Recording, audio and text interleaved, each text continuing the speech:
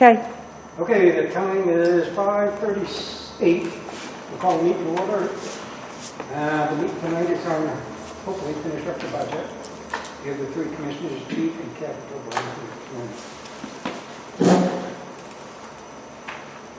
think we left off. Okay, we didn't do any personnel administration.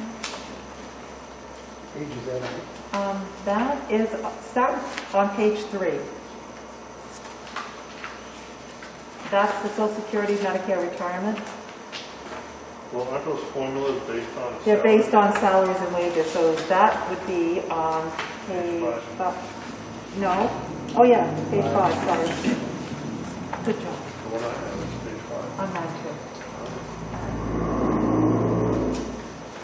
Have we finished everything yet? Oh, we didn't finish everything. No.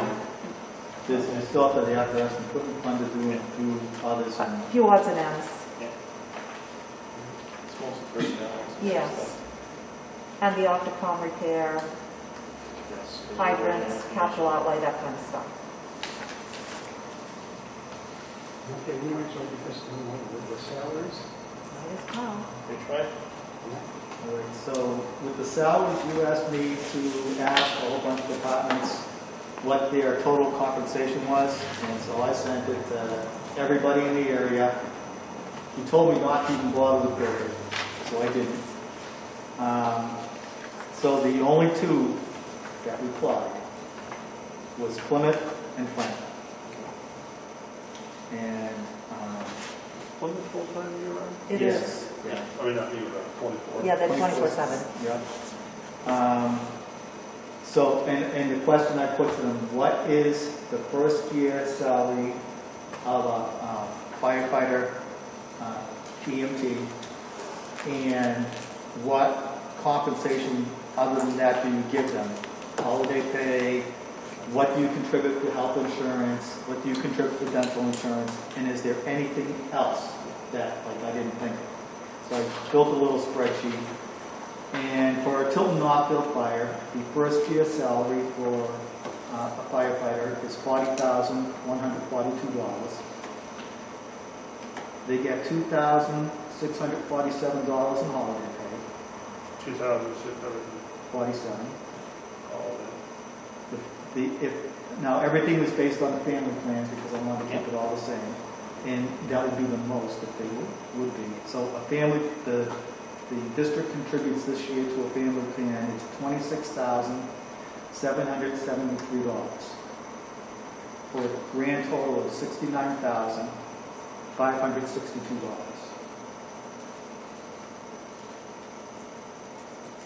Then Plymouth was the first one to reply. Their starting salary for a firefighter EMT is $42,129.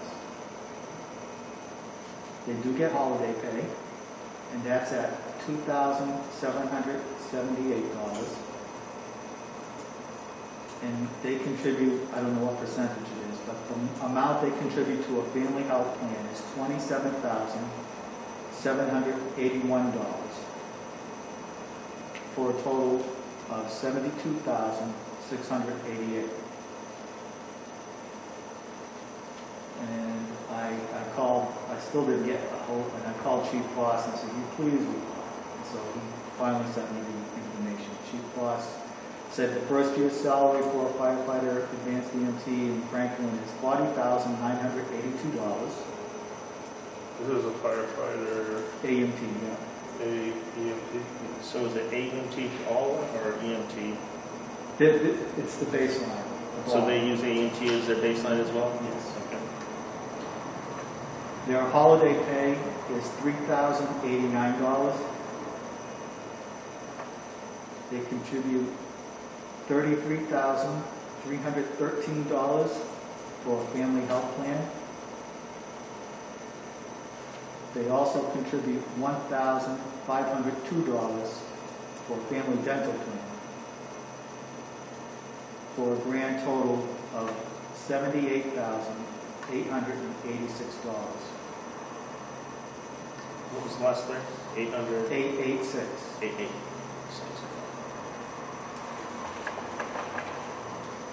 Plymouth just also hired MRI for $20,000 to do a compensation study. I don't know when that's going to be completed. If they're paying MRI $20,000 to do it, they're probably not going to give us the results of that. Yeah, not that one. I mean, personally, I think that, did you share our information with them too? I did. Okay. It's only fair, I mean, it's appreciated doing that cross-talk. Anytime a chief asks me for this type of information, I always share it, Okay. and hopefully that, they share that. Yep. But this way they get to have the comparison too. You've got nothing to go on, huh? No. I called, in fact, I talked to Chief Newhall at the fire the other night, and he said, yeah, I'll get to it. And that was Thanksgiving Eve. And, Oh, turkey, forgot. yeah, maybe. So I don't have that information. I asked Laconia, I didn't ask Concord or any of those towns. I could head I was going to head further south, like Pelham and Hudson and those guys, but I don't think they really compared to us, being that they're in much further southern part of the state. I didn't get anything official from like Hookset, which would be kind of like the next level. But when I talked to Chrissy, they started a much higher rate than we did. How many per shift would Franklin put? Per shift, Plymouth has 2 per shift. 2 per shift. They have 2 around the clock per shift? Yes. Okay. Do they ever beef up with regular? Like, do they ever have more than 2 on? During the day, they've During the got day, the they- chief and the deputy, and then they also have the call company. Okay. How big is their call company? I couldn't tell you now. I didn't ask that information. The only reason why I ask is, I'm weird. I watch the CAT and I listen to the scanner sometimes, and you see like the Plymouth is like they serve a big area because they also provide EMS services to A bunch of communities. like Holiness, Ashland, and they do that with 2 people. Well, I mean, So I don't know how they do it. But their run total is still less than ours. even no, I know, though- but the call company. So the call company must be pretty responsive, I guess. You gotta remember though, when they're towing to another town though, they do it volunteers, and that's needed.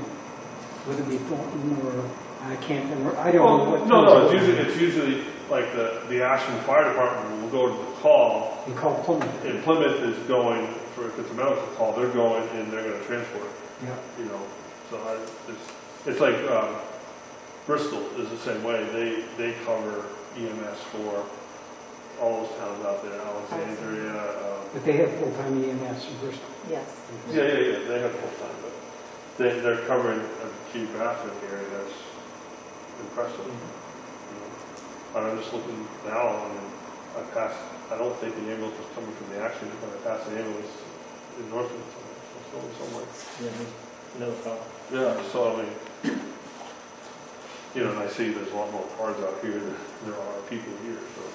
And Franklin, do you remember what they had per shift? they have, during the day, they have 4 on shift, and during the night, they have 3 on shift. Okay. Plus, they also have 2 firefighter inspectors on days as well. So actually, during the day, they have 6 people, not counting the deputy or the chief. Right, yeah. It During the day, they're loaded. Plus 2 inspectors, 2 inspectors, and then the chief and the deputy. and then the chief and the deputy.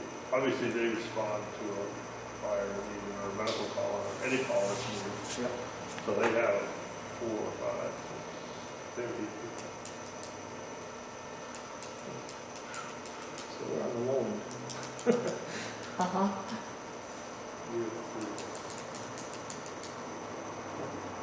I'd be curious to know, just comparing how frequently Plymouth uses their call. I mean, it seems like if they only have 2 on, but they also have a deputy and a chief on. That's correct. Yes. And then on these other towns that they go to, like Ashland, they have per diem people working every day.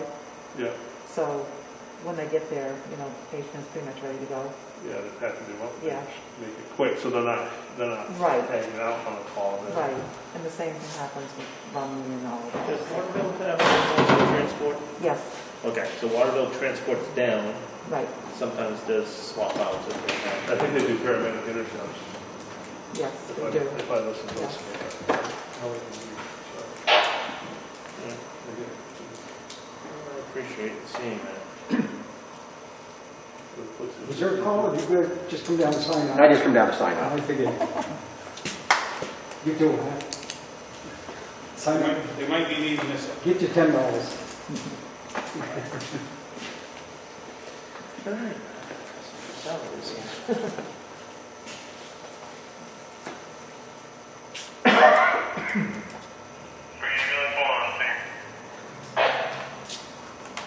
So now your calculations that you did with Chief's budget based on, you did this based on the calculations of the number of personnel we have equivalent, and that's where your numbers came up on this, if we were to break it down?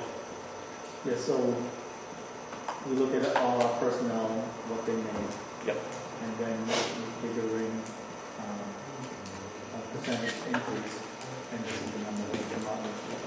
Does this also include the safety people? It does include the safer people, Right. which we will get reimbursed for. Right. Okay, So we have to put it in here, but the reimbursement comes out at the bottom. So there was a request on the budget committee last night, so for discussing salaries, to, and I don't know if it's possible to do it in the budget, but again, have an appendix of breaking out what the salary line would have been without the safer grant people. Yeah, we can- So, because if you're just someone looking, if you're the first time looking at this and you're going, oh, what, from $855,000 to $1.127 million,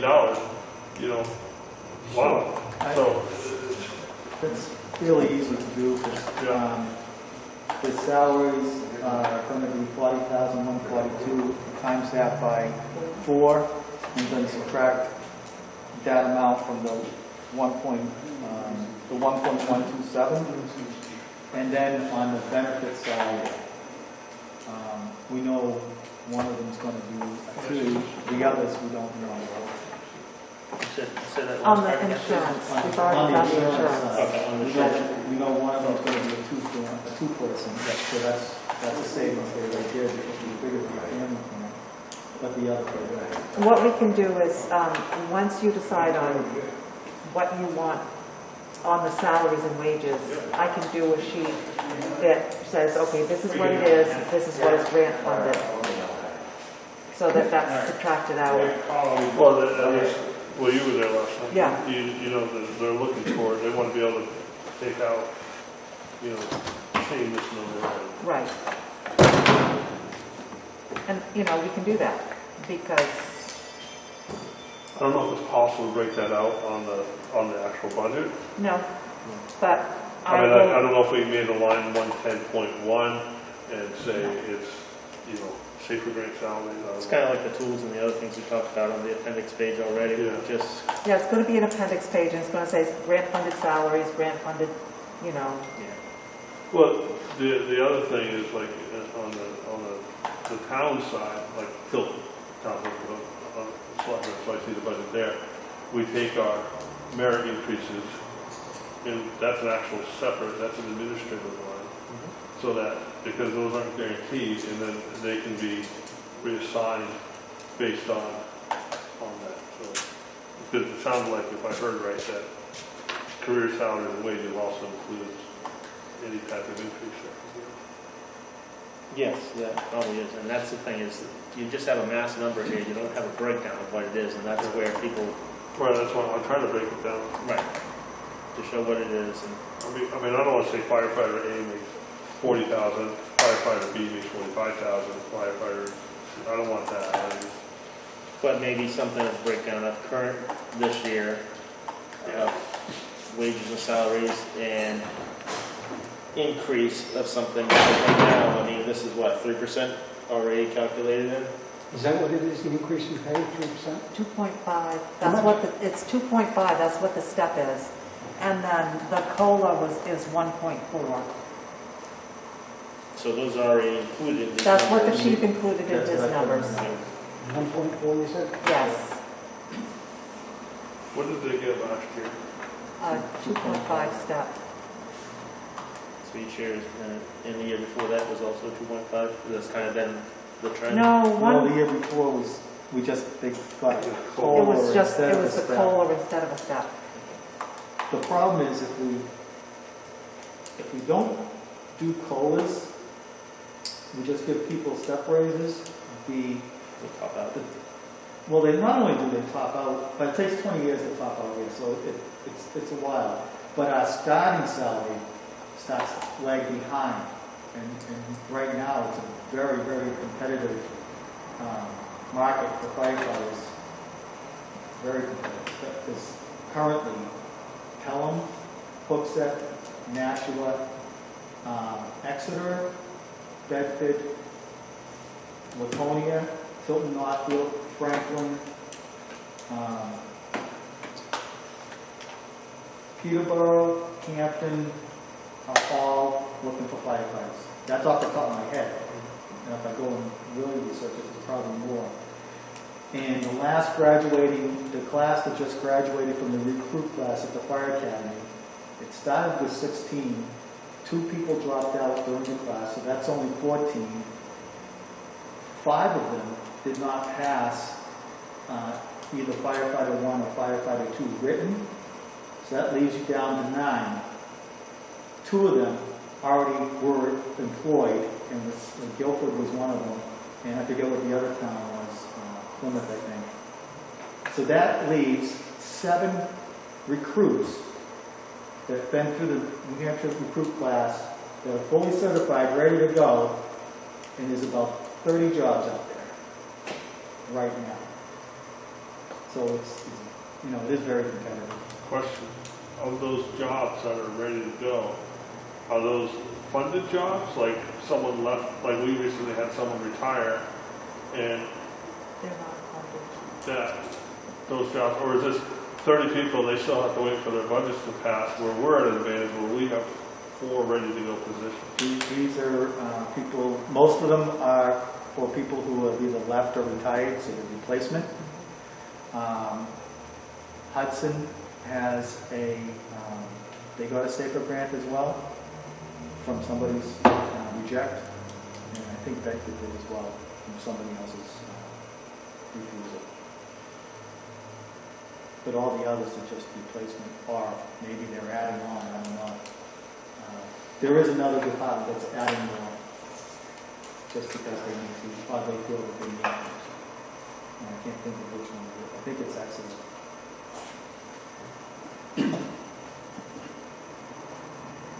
And the college is part of the fire academy, or is the college separate? So the fire academy runs the firefighter 1, firefighter 2 program for Lake Region College, but the fire academy also runs a recruit class that's separate from Lake Region Community College. They're hoping, depending upon what's going on with the COVID, they're looking to start the firefighter 1 class for the college next spring. Their spring semester, which will probably be the end of January. But when I talked to the director about that before Thanksgiving, they're planning on it, but they don't know if they're going to be able to do it. They just don't know. So they're trying to plan for it. But those people are focused on people who are in the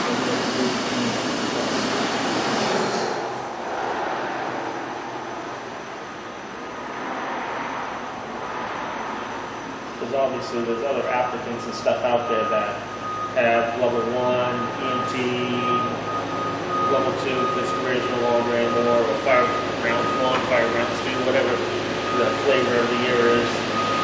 But you have the volunteers and call people all around that would also apply, even though they haven't been to the formal schooling. Some of those people have like 7 or 8 years experience where they can jump in and probably help the schoolhouse room. So, I mean, there are resources, there are potentials out there, but yeah.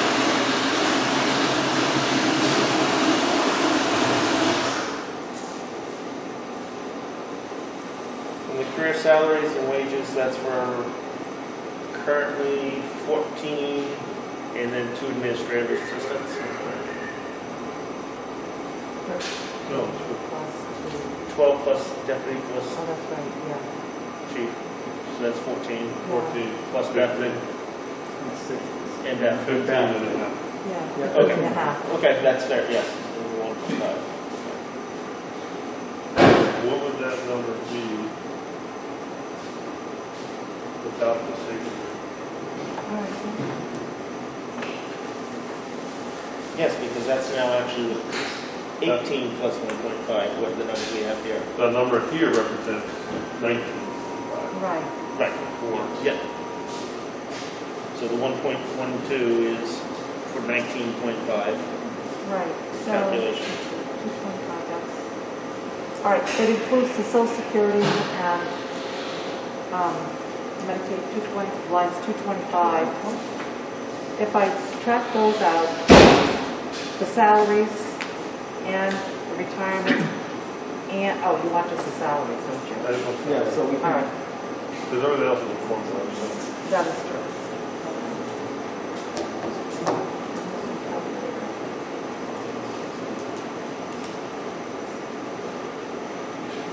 Emergency furnace fix, huh? Yeah.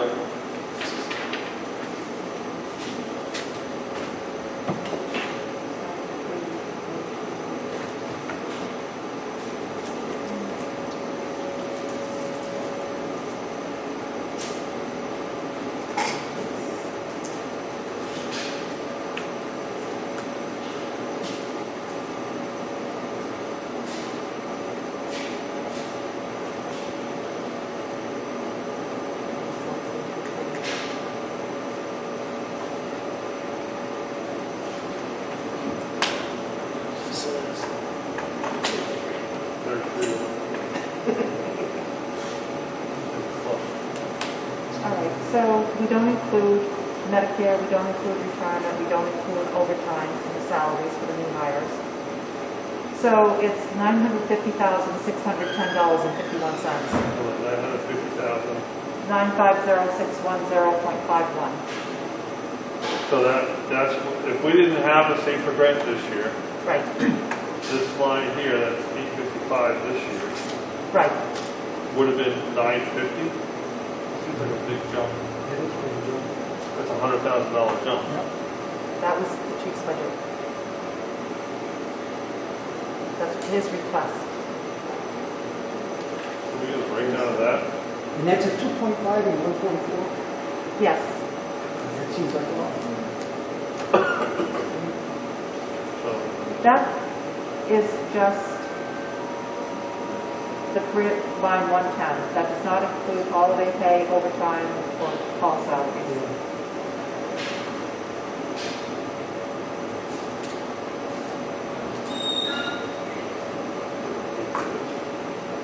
I still don't understand where it is. I'm puzzled, it's $100,000. That's $100,000. Yeah, that's a lot. That's a lot. 950,651. So if you go that based on, Yeah, it's $95,000 950,651. higher than this year. And I need an explanation for that. That's my question was, if things were status quo for staffing, this number, 855 this year, would have gone to 950,610.51 this year. That's a really good shape. That was what you put in the budget sheet. yeah.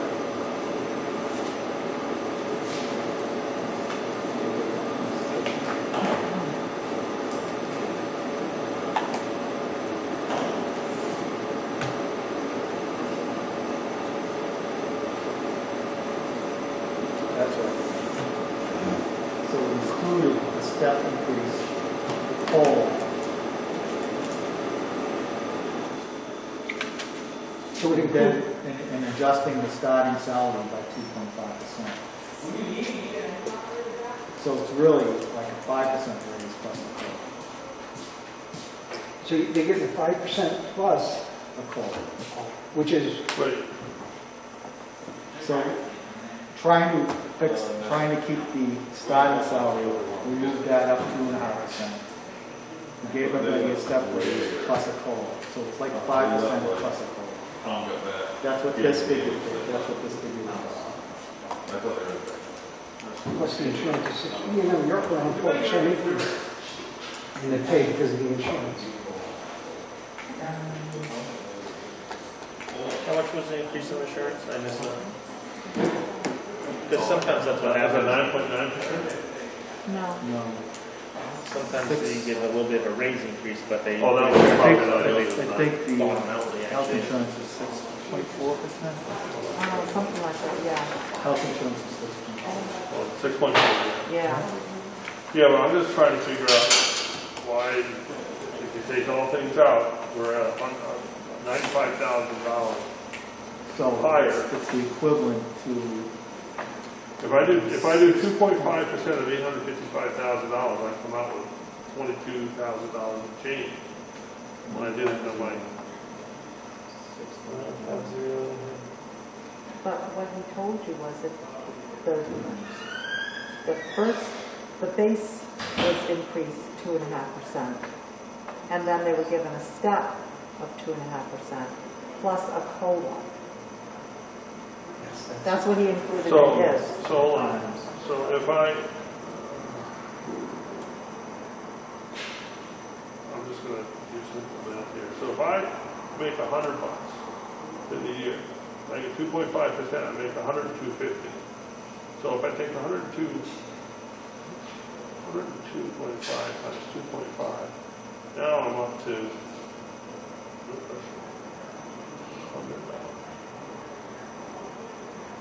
2.5 times 2.5%.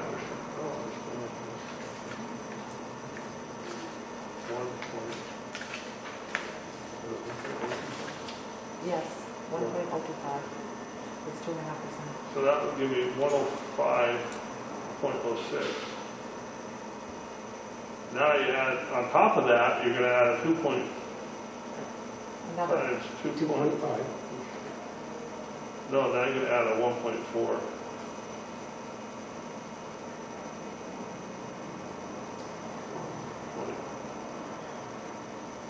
Right? Oh, wait. Oh, 1.4. So now I'm up to 106.53.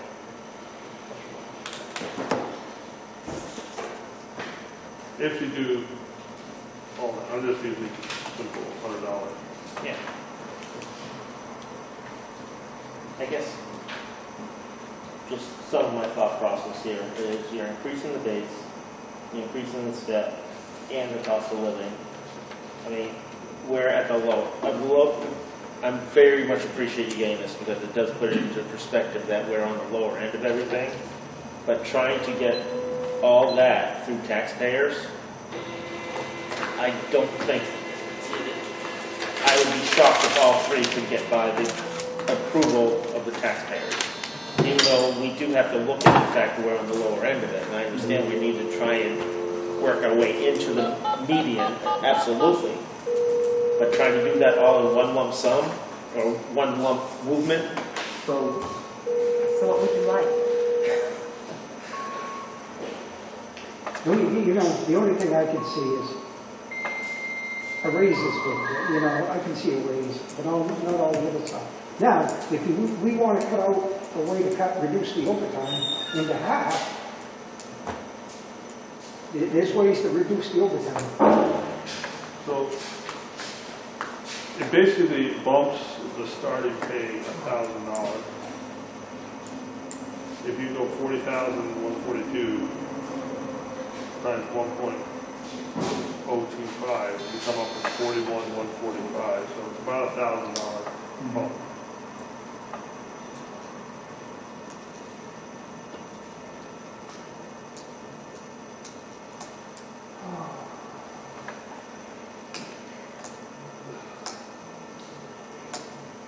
the other side of that.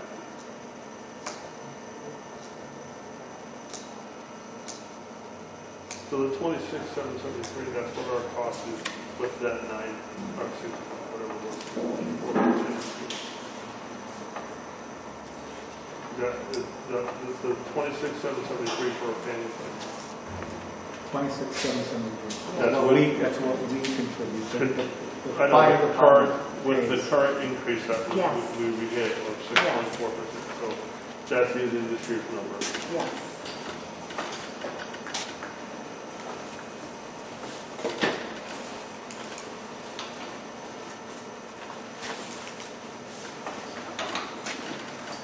You're basically going to $7,500.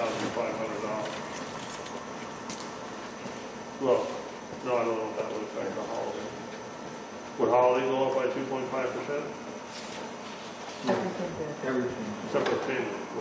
Well, the family, so, but the holiday would be equal. It's based on the, Right. it's just a different cost, or a different line that the wage salaries coming from. Right. So for cheap, no future.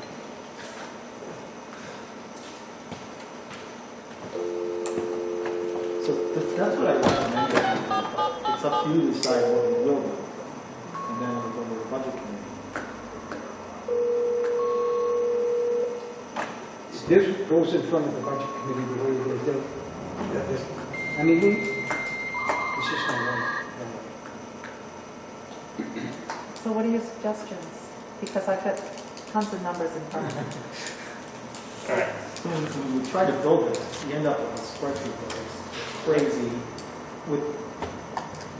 but it all depends upon, what the commission decides so we can get these numbers to be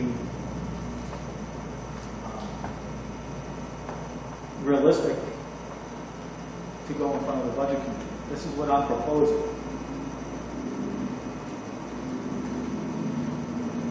So if you were to take, I'm just thinking out loud, our base of 40,142, and the base, what our new base would be with the 2.5, Okay. what's that come to? 41, 145,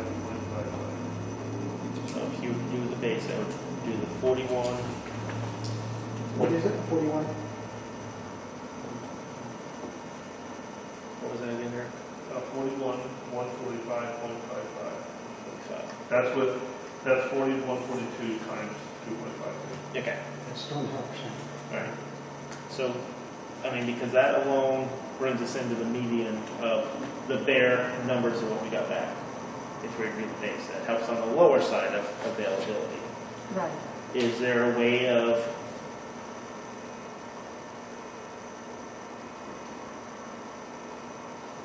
way of splitting it out? So, like, new people starting, obviously, wouldn't get that. You have your stages and things like that. Legally do that. I'm not sure. That's no, reason- I don't know. I'm just interested. Just because, okay, so, because they do that in school also. Sometimes you have people who are capping out at the top, and so once you get to a plateau, then you only get a 1 point whatever. Yeah, you get the basically colas. Yeah, you just get COLA. You can't move up in any higher steps, so that's the cap type of thing. I don't know if there's a way at the middle ground to kind of give a little bit of a bump, but the starting people, I don't know. I'm trying to come up with We have to suggestions. change our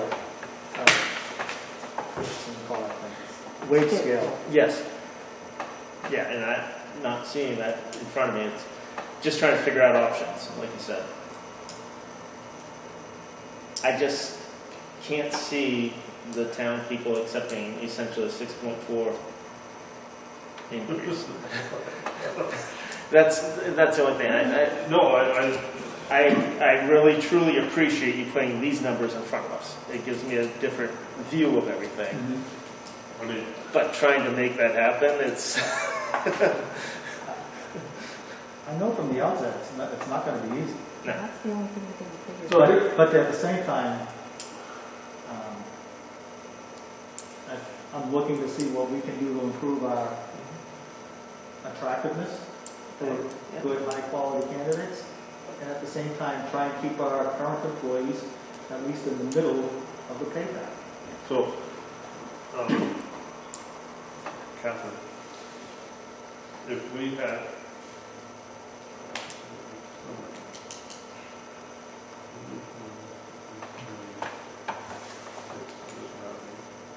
what does that bump the holiday pay to based on that 2 point? Is it, do I just take the 26,407 times 2.5%? No. What are you asking me again? With the holiday. With pay. With the Increase the holiday, holiday. what would that increase the holiday? Do I just increase it by 2.5? Yes, Yes. that's what you would do. What was that? Well, Come on. The holiday pay would increase to $50,688. what? Oh, she's looking at the overall balance, not the, I'm looking for Down below. overall.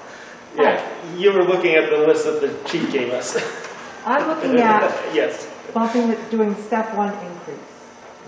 And doing that, the holiday bumps up too. Sorry, I didn't mean Individual, to. I'll take, I got it. Who the individual?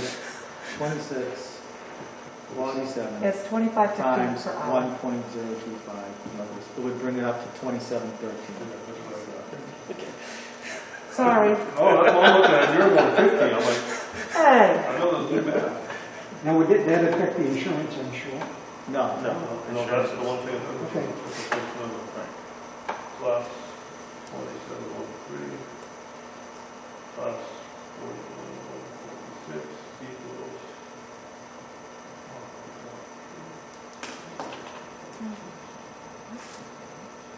It's going to be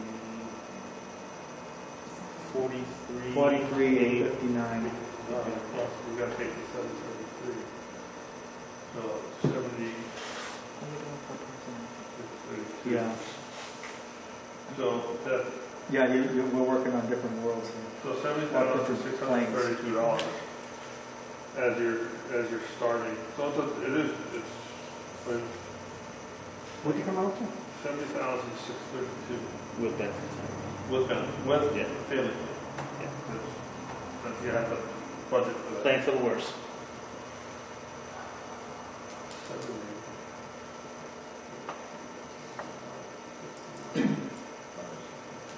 $1,070 increase. Per person. Now, to help me understand this, if you increase your start, that doesn't affect anyone current. All that does is say, if person A retires or moves on to another partner or whatever, and you have to hire a new firefighter, just a Yeah, okay. firefighter, basic, whatever, then that's what that is. That 2.5, that starting pay increase does not go across the board. If we can apply it so that we have to go into our spreadsheet for the pay scale. We can apply it so that if we put the 2.5 at the beginning, it'll go throughout the whole thing. right. So every step will move up 2.5%. So they would get a 2.5%. So folks would get a 2.5%. Sorry. I don't even know where that is. Now, what would that do on the safer grant? I think you've already got that, if you, You just wouldn't pay it for those four. huh? You just wouldn't pay that for those four. So because- therefore, wouldn't get any increase. Well, they wouldn't get an increase for what, 3 years?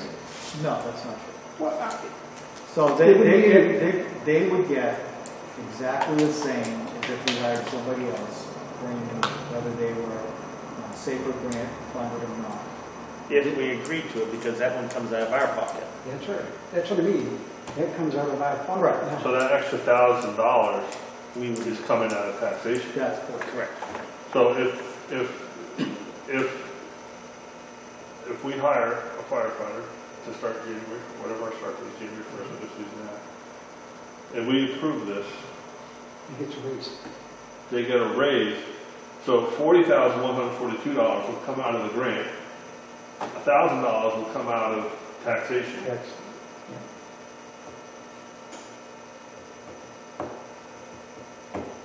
Well, in the Right? end, Am I No, your thought process is right. I understand what your thought process, but in the end, raise the point? we have an allotment for first year for health insurance and salaries and stuff like that. And unless everybody takes the family plan, even if we do pay them a little more, $1,000 more, we'll still be covered under the grant for that. It just won't be that money won't be there at the end. We use it in the beginning.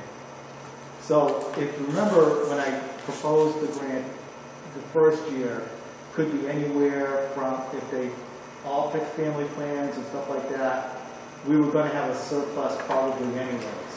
The second year, maybe a surplus or maybe not a surplus. And the third year was probably going to be, we're going to have to pick in, I think it was either up to $18,000, depending if the salary level stayed the same. That's if they all took the family plan. If they don't take the family plan, of course we still don't know that, it could be more or less depending upon how things roll out. And that's not counting if we lose employees, so they'll get seniority as they get hired. And if we lose an employee that has seniority above them, they'll move up the step. And then we hire another person on the bottom. And that person becomes a safer position, and then one of the first safer position employees becomes a non-safer position, if you will. Can I ask a question? Go ahead. We had a position open. Did we fill that position? Yes, Okay. Has that person started? yes. Started yesterday. Okay. Second question. We have 4 positions open. Have we received applications for those positions? Yes, we're in the process of vetting all those How many positions. applications did you receive for those positions? I think 12. 12 for 4. Yeah. Actually, that's way more than I thought. I thought it was 9 last time we talked about it. But 4 of them were not anywhere near qualified to even consider. So we went through the process and looked, so we had 8 applications to look at. Yeah. Put 6 through an oral board. And I think we did the right time for 5 of them anyways. All the right time, so. And so that's completed this week. Then from there, I'll know who our candidates are. Any recommendation on that? You do it how you want. If you're going to do the oral boards, why don't you do it for all 8 of them? Because other departments these candidates aren't, they may say Northfield's where I want to move and do everything, but they are looking to start. And so, as you just said, other departments are looking to grab. So you might want, as a suggestion, do the oral board for all 8 and then rank them accordingly, because number 2 might get plucked from you, number 3 might get plucked from you. So rather than do 6 and then, oh, well, they took a couple, we didn't, just knock them all out. It's just a suggestion. I mean, you get the team set up, it's just an extra half hour that day to work with them, or if you're doing it over a 2-day thing. But at least then you got them all in case we start plucking. Yeah, so 2 of them were plucked already. That's what I'm saying, it's just check as a suggestion. Yeah, I know, but at the same time, I have to look and see what these folks are, and are they worth hiring? Are they trainable? That's the question. And so that's why we do Right. the ride time, Yeah. to see if they are trainable. Some are, some aren't. Exactly, and that's the whole thing. They may not be the most experienced, and I even look at this with when I hire people and stuff like that. What's the personality, and are they trainable? Yep. Because I'd rather take someone bare off the street and then train them up rather than already have bad habits and things like that. You might get lucky and get someone in the middle, but with that sometimes comes certain habits or attitudes where you're not going to want to learn, and you're going to... Right, so one of the main things we look at someone that's a right fit for our department. So that means they have to fit in with the personnel that we have, they have to be willing to learn, they have to be willing to accommodate what we want and follow directions, because when we give them the ride time and stuff like that, we have them in the kitchen table to see what their personality's like. We we do the oral board, we do that before, then we see if they volunteer to do, because then we get up and start doing chores, we see if they volunteer to do some of the chores with us. Then we take them over to the training facility, we make them do, an attack, a rescue, throw a ladder, see what kind of skills that they have, and where did they get, we kind of talk with them and see where did they get the skills, and if their performance is unsatisfactory, we ask them, well, why'd you do this, or why'd you do that, to see where they are and stuff like that. And after those evaluations are done, I'll get a list of candidates for a chief's interview. And from that list of chief's interview, that's where we make the actual offer, conditional offer of employment. It's an extensive process. The guys put a lot of time into it, and we all do actually, because we vet all these candidates and weed out the ones that we know right away are not going to, because they only have firefighter one. They're not in an EMT class. They don't have any EMT things. That no experience. They're not there yet. They're not ready for us yet. In most departments, even like Manchester, require you to be an A, even though they don't run an ambulance. I got a question here. You said you hired a guy a couple of days ago. We started yesterday. Okay. I don't know his name. And who was hired before him? How long has the other guy been here before him? A year, 2 years? So, I don't need to know his name. Just the guy that he replaced was he was a probationary firefighter who was here for about 6 months. Yeah, okay, not him. The guy that he replaced. The one before that. He will be here. The one that's on. The one who we replaced? No, what I need to know is, you hired a guy. I don't need to know his name. I don't want that guy. The next guy in line that you hired, and he's still here. Okay. Oh, yes, yeah. Yes. Has he been here a year more? Yes. He hasn't been here a year yet. Let me look.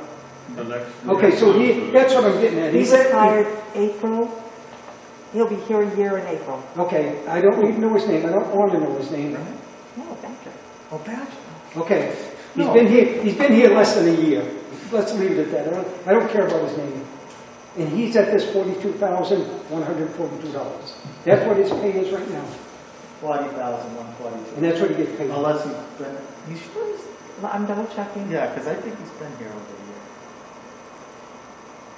a year. Because it bothers me, when you say everybody moves up, that means everybody gets a pay increase. He started April 22nd. We just hired a guy, so that means everybody steps up and got a pay Either way, increase. if you, So Badger, the one that's hired just before this one, started April 22nd, 2019. He replaced On. And he's at this base salary right here. No, he's No. higher than that. Well, He's so the first year you're here, yeah, but he ain't been here a year, you said. no, he has. Because he was April of 19. We're almost into 21 now, so he's been here a little more than a year. he's Yeah. been here a year and a half. Year and a half, sorry. He'll be here 2 years in April. In Yes. April, 2 years. All I'm saying, it bothered me when you say everybody moves up when somebody gets done. No, Why? no, they only move up. And when everybody moves up, every year we have this conversation about what kind of raise we're going to give anybody. That's when everybody gets a raise. Except for the first year, they get a raise after 6 months and then a raise at a year. So because of the step, Because of our step. can you email out that step guide again? The wage scale? Yes.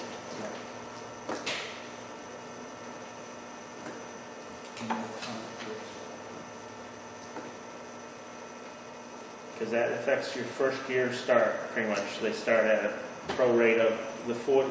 So theoretically, what you're saying here, 41, 42 is what someone starts at for. In 6 months, you get a raise. Yeah, No, that's what they get after the entirely After the full year. first year. Okay. So, Well, I know, but you just said they get a raise after 6 months. they do, because they start off making less. If we gave them their starting salary is actually a lot less than this, but after 6 months, they get a raise. So the prorated So up to 6 so months. for the whole year, this is what they make in the first full calendar year of their employment currently. So I'm a little confused. So, So let me, okay, so let's say this guy he starts at 38,000. 6 months he gets, he's gonna get more than this here, because if we average it out, he's gotta get more than that to make 40-something thousand. If he starts at 38, he's gonna make 42. Why would it start at 38? Well, he said he don't He just start out at this said, price. theoretically, he prorates the starting point, it's less than the But 40. the total is this That year. doesn't make sense. It would be, if he starts 3 months into the year, then that's just his salary gets that, but his base salary is still based on 40,000, I think. Where do you come up with so 38? what's step one? I'm confused Great. when he said you don't start at And the 40. company just said that he starts less than that. $17.93. $17.93. So he starts at $17.93 For 6 months. for 6 months. Then after 6 months, 1883. 1883. So if you take those two together, 17 what? 93. And then after 6 months. 1883. And it's based on a 40-hour week or 42? 42. Why, So- why are they getting That's according. That's what's in our personnel policy manual. That's how it's been run. Times 6.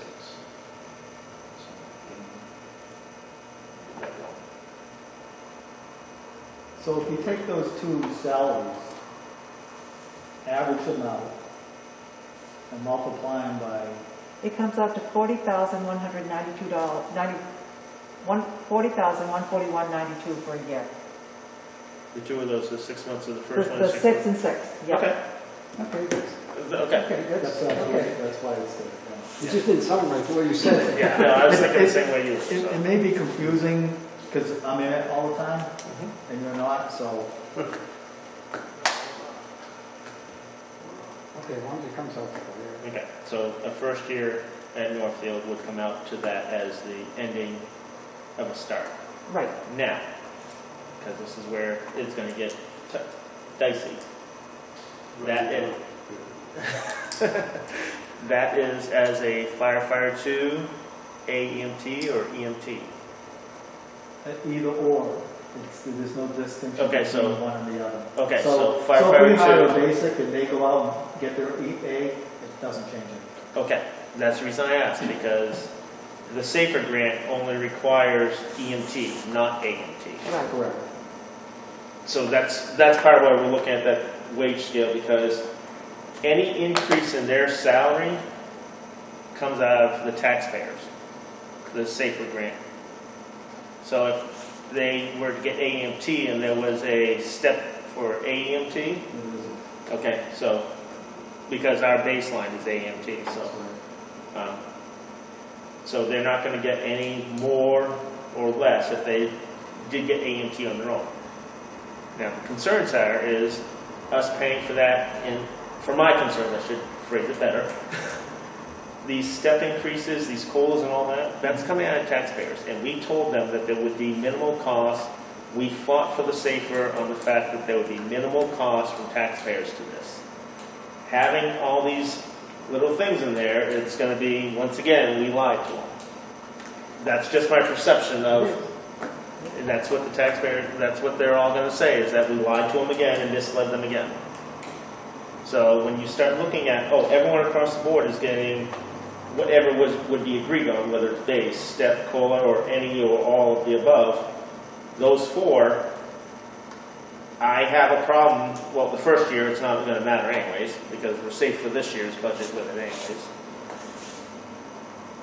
I mean, because they would not be getting a COLA, they would not be getting a step, but it could in fact impact the base, because what we publish for our base to the SAFER grant, from what I understand, is one thing, and now if we bring it up to 41,145, that's 1,001. That's 1145 coming out of taxpayers the first year from when they start right off the bat. That's where I have a problem. If you want to leave the starting salary where it is, that's entirely up to you. I'm just giving you my recommendation. And I appreciate it. Like I said, you've given us a lot of information. I'm trying to work with this to do what we can. But what is acceptable based on what's been said and the feeling of the tax people and stuff that are feeling the crunch of these taxes and all that. It's a hard balancing act. I appreciate it. I mean, and that's where the part of the base I have a concern this year because of that safer. So if we start, it's almost like if the people who started on a base rate of last year of 41, 42 should be going through their step based on that base of the 41, 142. Someone starting next year, if they were starting at 40 or the 41, 145, they should be on their stairs based on that, but it doesn't mean that this person that's a stair gets to jump ahead to jump onto that plane. He was in this, that's kind of how I look at the step process of that. Because people come in at different times, so they're still in that step, and not having your wage scale, it's hard to see that completely. I know I emailed it to you guys last week. Right, I mean, I just wanted to see a more updated one because All right, so I've been, let's see. So really it goes down to, you have to make a decision. yes, on it. Really have to make two decisions. Are we going to increase the base pay? Yes or no? The starting at 40,000 and 142. If that's a no, then that's it. And then the second decision that you have to make is what are we going to give the other employees for a raise? my 2 cents is this year, the base, we don't adjust. Because if we do, it's going to put us in the debt on the safer people. For this year anyways, it's pushing the cart down the road, I know, but You know, and then again, like you said, I would leave the base alone. I mean, they're fortunate we got this safer grant. They're going to have 4 new guys that are going to help out, which is going to be great. It is going to cost us money for uniforms, for gear, and there are other things in there that we haven't over. I mean, I'm sure that's in there. And people are going to pick that up, and they're going to look at us like, you're right, we lied to you again. Yes. Well, so between uniforms and turnout gear, and background checks and all that kind of stuff, it's around $5,000 out of taxpayer money per person. Per person. So, you know, which we've been saying all along. Yeah, that we were upfront about, that there was Yeah. going to be some of those costs. But some of that cost can be recouped. Maybe you can't, if they don't take family, and let's say they're all singles. So if they're all singles, we can, that grant money can be saved for higher costs in years 2 and 3. So we get a total allotment, which is broken down into 3 years, and you have those 3 years to spend that money. I know for a fact that it's not going to be enough. Oh, I don't believe there. there may not be, Yeah. and we said that up front too, because there was the possibility of this amount of taxpayer funded things based on the current salaries, and there's a possibility of this amount. I don't have that safer info with me, but we discussed it right here at this table with 20 or 30 people in the audience. Here's my next question. If you can't start, or if you can't hire 4 people, We have to repost. If we go through this process and there aren't 4 people, do we have to return any of that money? no, we'll end up spending it all, I think. If we don't use it in the 3 years, if there's money left at the end, I can file for an amendment. Yeah. That's what it's called, an amendment, to increase the length of the time that we can spend the money. up to that dollar amount. So, Up to that, yes, you're correct, up to that point. so, let's just say, what's our target start date was January 4th? That's what I'd like to start on that. So January 4th comes, meter starts running. We only have 2 hired, just say. So now in a way, in effect, we're saving X amount of dollars per week because we're not paying them. And it's, let's just say it's February 4th, I'm just using that date, because it's, or let's just say 4 weeks later is when we actually have 2 more start. So now we have a month's worth of savings on the grant spending. Do you have to file an extension, or is that just kind of go on the grant and now we have a little more money to play with the grant? I would have to talk to the folks in Washington about that specific question. The understanding was that we would be hiring 4 and they'd all be starting at the same time, but in reality, we may not be able to. I think we will. Well, I mean, okay, Given the if they're all supposed to candidates. start at the same time, so that we keep putting 2 off, I mean, you know. If we put them off on purpose No, but, and not, but let's because, say you have 2,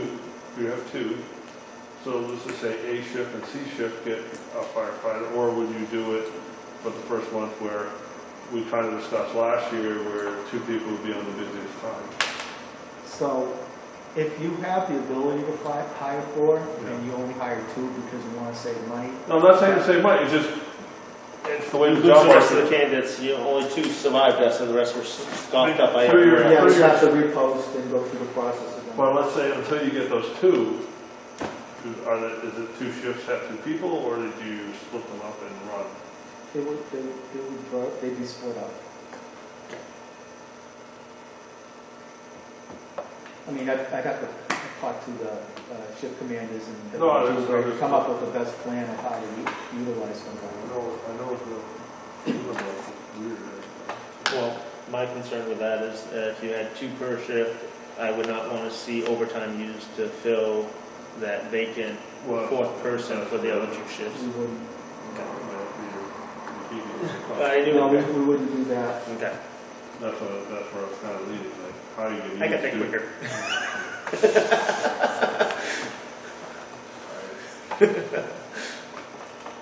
Okay, I guess we did it enough time.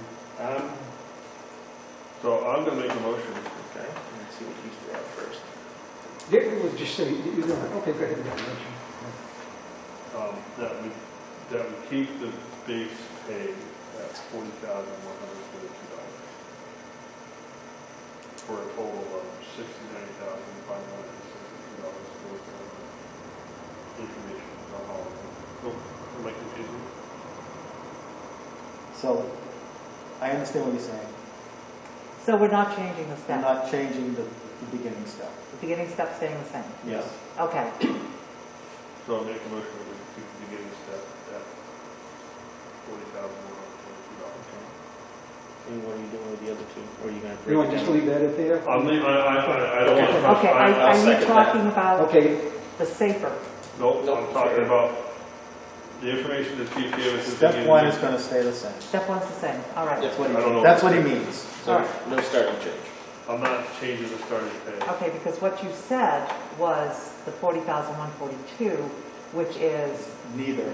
neither. It's an average. Well, that's the It's information 6 you gave months. us. What at he the base means, pay. Right, step 1 is going to stay the same. That's what he means. Yes. Yeah, I just need to clarify that. no base increase on step 1. Yes. No, perfect. right, it's been moved to second. Any discussion? I did, because I fully agree with that part. I have no, nothing to say. All those in favor? Alright, Aye. alright, so that part's out of it. So now that brings us down to 2 options left. Last year we did a COLA, what we did was. No, just a step, Oh, last year was only a step. only a step. Okay, I misinterpreted then. No. Okay. So last year they got a step increase. So how, just help me understand, so let's say I make $100, right? And if I get a step increase, I go to $102.50 if I get a 2.5 step increase. Right. Right. Now, we get a COLA. Is the COLA based on 100 or is it based on 102.5? it's added together, so it would be, So it's like 100, so you can do them separately yeah. or add them together, the end result is the same. I work those numbers 20 different ways. Because essentially with this, we're looking at a 3.9 increase with step and COLA.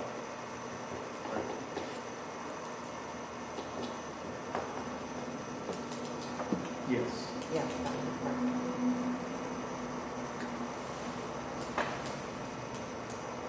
And 2.5 step is what you've done traditional for all, Yes, Most years.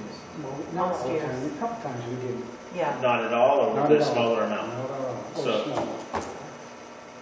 So we have done smaller in the past. So since I've been here, it's been at least 2.5. At least. It's never been less than that.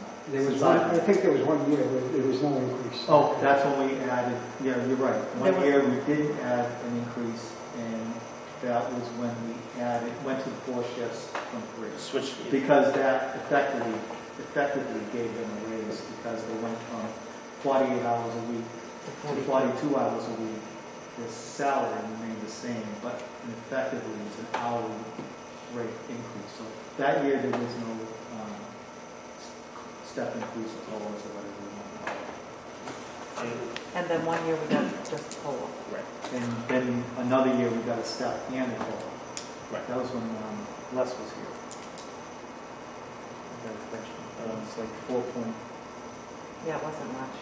What was the cost on the employee benefits increase?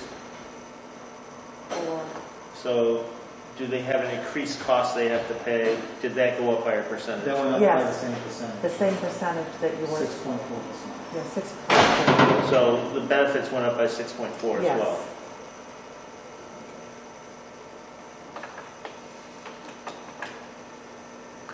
So the fire, everything went up. We have to pay 6.4 and the employees have to pay 6.4%. Their contributions.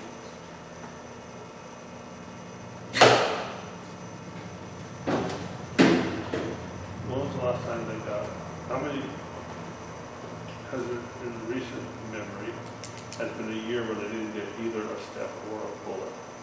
Yeah. that Yes, one year. the year when we added The the, four. we went from 3 shifts to 4. It's been 4 years, about 4 years. That's when we went from 48 hours to 40. Okay.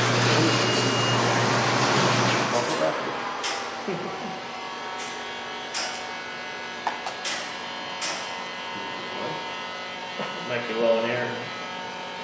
No, because that,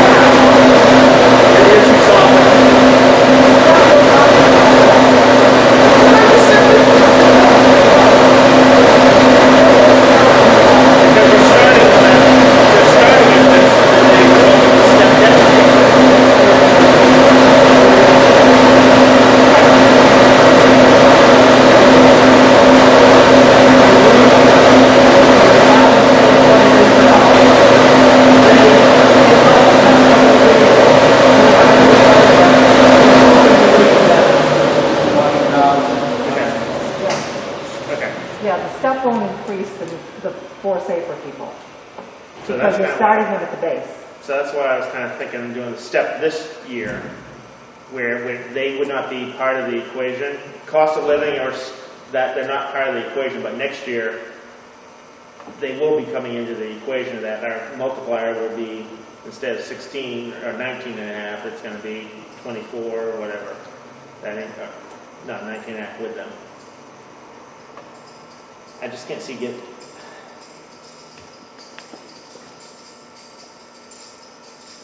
trying to sell it to the public. I have a very big concern with 3.9, especially with the way society is out there right now. I mean, Well, you don't have, what do you want to increase? I want to go 3.9. no, that's what I'm saying. 3.9, I know. No increase. So just the step? We'll split the difference between them. Stepping across the board is not merit increase, right? We don't have the different places. Yeah, I'm fine. I'm kind of fine with either. I want what is we can sell as palatable to the taxpayers. Well, I want to remain competitive Yes. because it's expensive to get these people. It's a long process because if you lose someone, then you get into all kinds of situations. I get that. All paper is over. Mhm. Well, if you did the step increase this year, that would put you in between for the three. It would put us between Franklin and Plymouth. It would put us. How much is it, 2.5? 2.5. The 2.5 would bring us to 4145, which would put us above Plymouth by about 14 or about No, 16. Wouldn't bring us up to Oh, I'm sorry. No, I was looking at the wrong character. You'd be closer to Plymouth.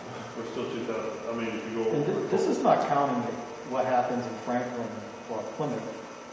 No, Because I it's, don't know what they're going to do. They're probably going to be given raises as well.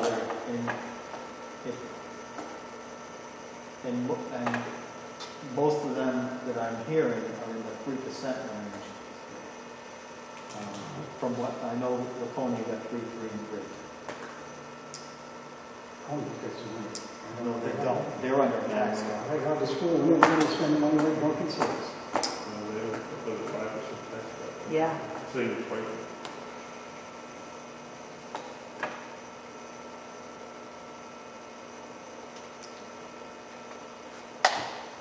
So, the cost of living is a one-time increase essentially, whereas a step is a permanent increase. Instead, like a one-year kind of a stipend or a bonus But type the thing. cost of living affects the base pay, it does. whereas the step increase does not. Because the cost of living is applied to the base. Okay. Well, I'm trying to not impact the base, so I don't think the step is going to go in. You could, if you want to give the regular, the current career employees more than a step, you could say that we're going to adjust step 2 or step 3 on, instead of, if we're going to adjust that step, instead of it being 2.5%, we're going to make it 3.25% or something like that. And we could adjust the wage scale from there. Yes, yeah, not having that wage scale here in front of me to see. Yes.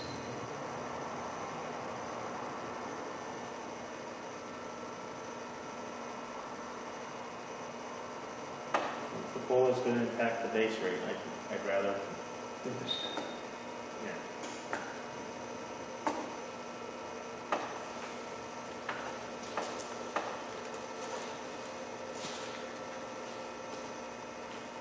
I'm going to go with 2.5.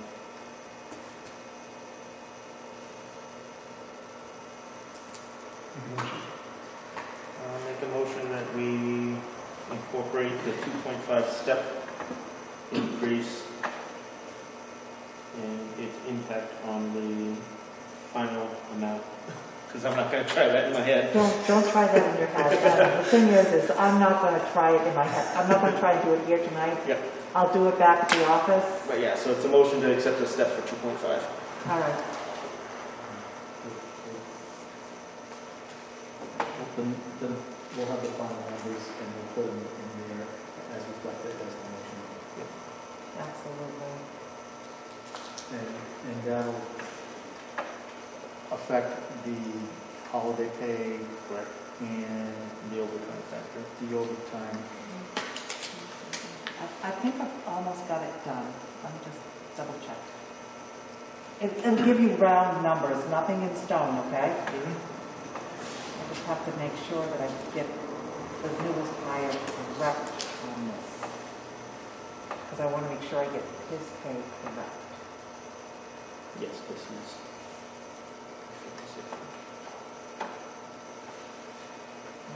So this affects 111, 110, 110.5. Yes. But not Right, it's called salaries to be independent.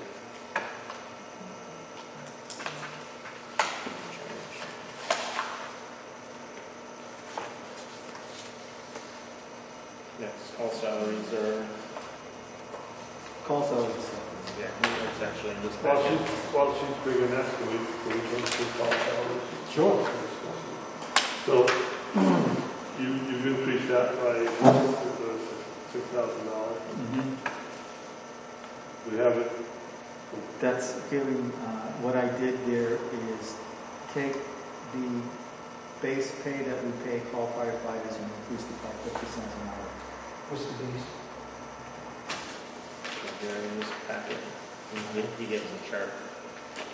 It's actually, It's in the narrative too, I believe. so if we,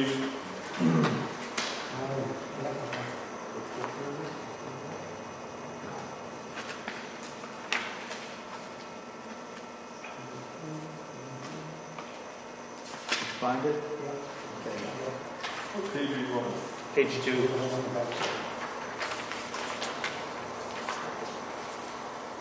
And that gives you 50 cents an hour. Yes.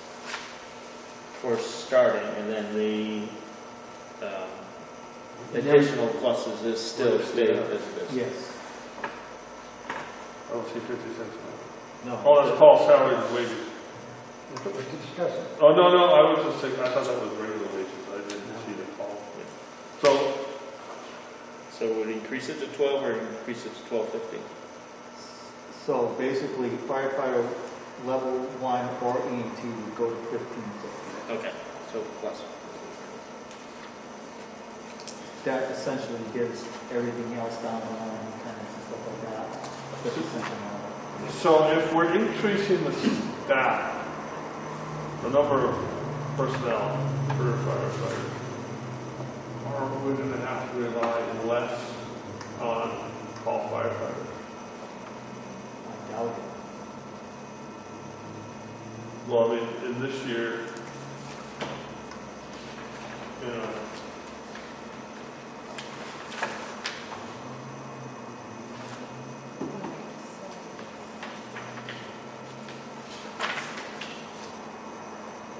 I would have to change our response policy to decrease the amount. well, I'm just looking, for the last 3 years, we haven't gone over $80,000. Pretty sure we have it. Well, you're at 78,000 now. And that we still, That's through is that doesn't include the payroll for November or December, right? The 70, whatever we are. Correct, I haven't done So November's not. November's yet. So it's So the 2 2 more more months that we're going to be spending on Right, that. but are you anticipating spending $50,000 in those 2 months Just about. on call salary? So most, we've averaged anywhere from around 5,000 a month to 10,000 a month, depending upon the call volume.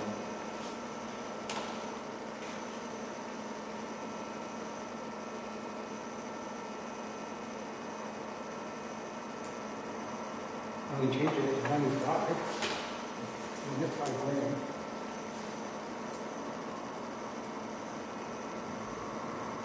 I hate to restrict when call folks can come in, because when you start doing I'm that, not restricted, I'm just looking at the dollar.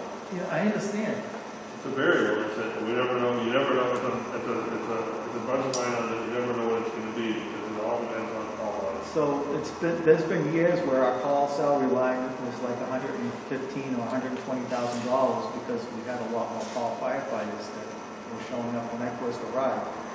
And it dwindled down tremendously with the participation, not necessarily the number of people, but the participation of people.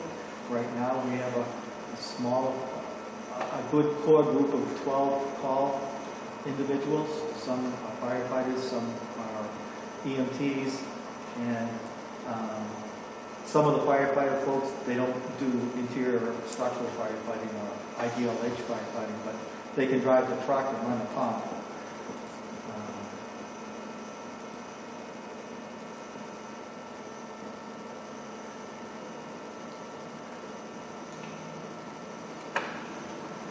But we've been like that for the whole year, basically. So it's the amount of money that type of personnel cost of the call volume that we currently have. The only real way to affect a change in that is to change the policy that we have on when and how call folks can come back, can come to calls. We had to do that 1 year because of the budget, and we suffered the following year. It decreases the morale of the call folks. I mean, I just took, so the 78,000 is through October. Yes. So November, I just took $7,800, basically, divided by 10. So it was divided by 10. Based on the project, that number, we're roughly at 93,714 by year end. So you'd be within $1,000, or within $600.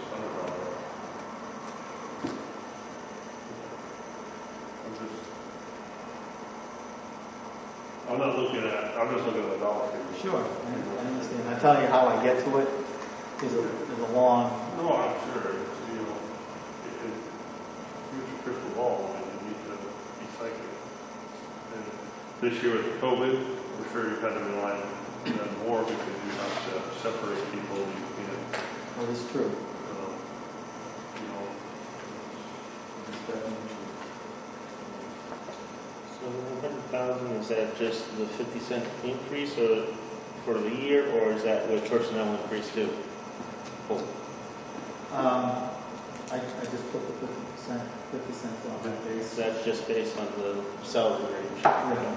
But it seems like every month on your chief report, you say that they haven't followed through that, but the number never seems to go up, so. That's true. it- Because they start through our process and then they say, I moved. Well, if you live in Laconia, you're no good to us here. Or, yeah, I moved to Pembroke. Do you have a residency restriction on call? Well, we have a common sense things like we have we had a couple of call firefighters that lived in Canterbury, but they were near the line. A couple that live in Franklin, but near the line. That's all right, that's all right. So we allow them, since they were on our call department, we had a couple of folks that lived in Belmont, but they were near the line and they would just phone here from their house in Belmont instead. It's like if I live in Lincoln, you're not going to hire No, a call no. firefighter, unless I was spending most of it, unless like my girlfriend lives here or something like that. So, and those are folks that like originally lived here, but they moved to Franklin or Canterbury or something like that, and they just want to stay in the call department here, and they were close enough where they were useful to us response time-wise, but if like, say, somebody moved to Loudon, go join Loudon. By the time you get here, it's over. Yeah, I'm at least 10 minutes to get here myself.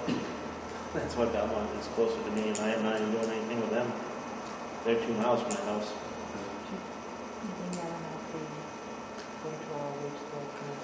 Okay. So you guys, you'll get that. It's on the plan. So I can scratch it off. You can scratch it off, it's done. I'm inclined to do the 50-cent increase on the call force because Did we just do a raise last year of $1? Yes. But in reality, what you, No, trust me, I'm looking at some of the You're willing to give the full-timers, you can't give these guys. No, I'm not saying. I mean, that does make sense to me. shots fired. It does make sense. I mean, you take a volunteer that works a full-time job, Yeah, I'm looking at a it. full-time job, and he comes in and he devotes himself here for $12.50. It doesn't make sense. I'll make a motion, we line 120, call salaries and wages, 155,000. What, 155, oh, that's. 100,155. Okay, Okay, that's what it says here. good job. 100,000, 100,000. 155. $55. The chief's budget.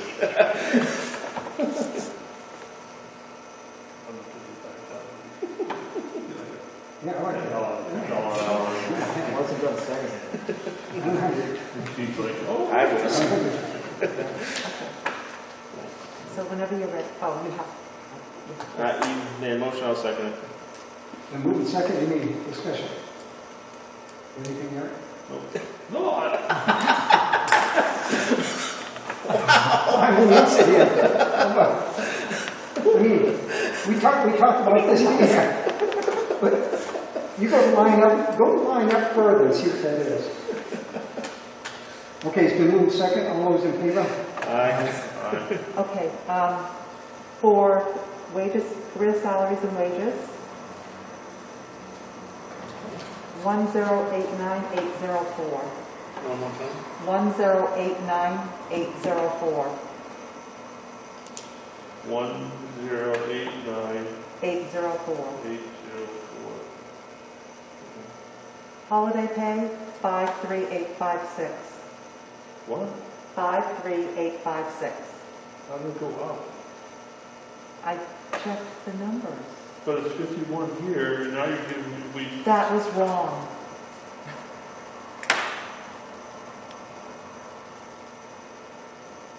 It's all right. Overtime went down. What's the overtime? 236,617. Can you say that again, Kathy? 236,617.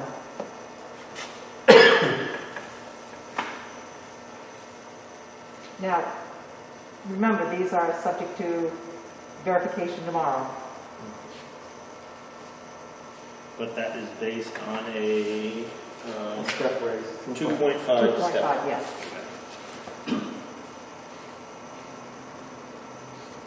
Did we vote on that one already, or did we make a motion in second so far? You made a motion in second and everything, and And then we were trying to get numbers. you wanted numbers, so. Right, so let me put that in here. Again, I'll verify everything tomorrow.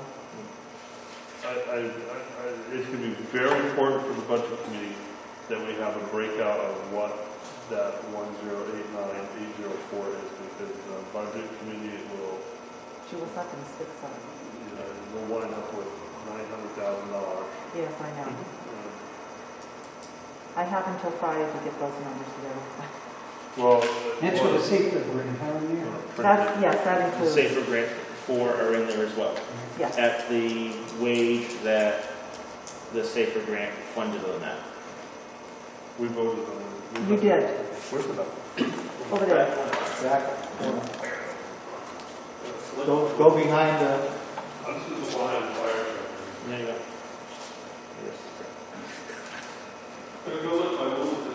Okay, so the rough total,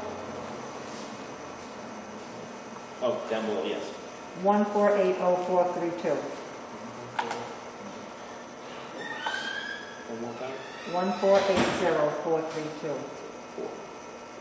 And like I said, the chief and I will verify those numbers are correct, but they're going to be close. All right, so that means that Social Security, And now you have your multipliers for those. right, let me, where is that? Flip page.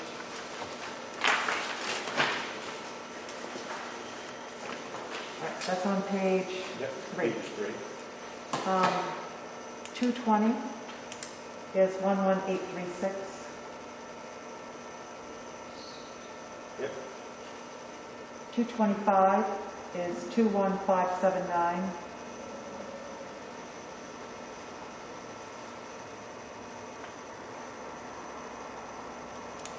And retirement, 230 is 413603. Say that one more time. 413603. Okay. Okay, and again, I'll verify all the numbers tomorrow. And once you get that, can you email that? You will get that emailed out.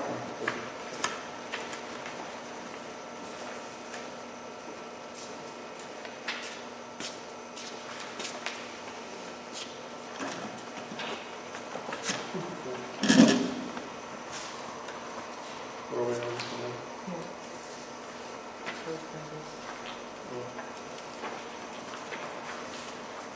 Did we make a motion on the salaries and wages for the thing?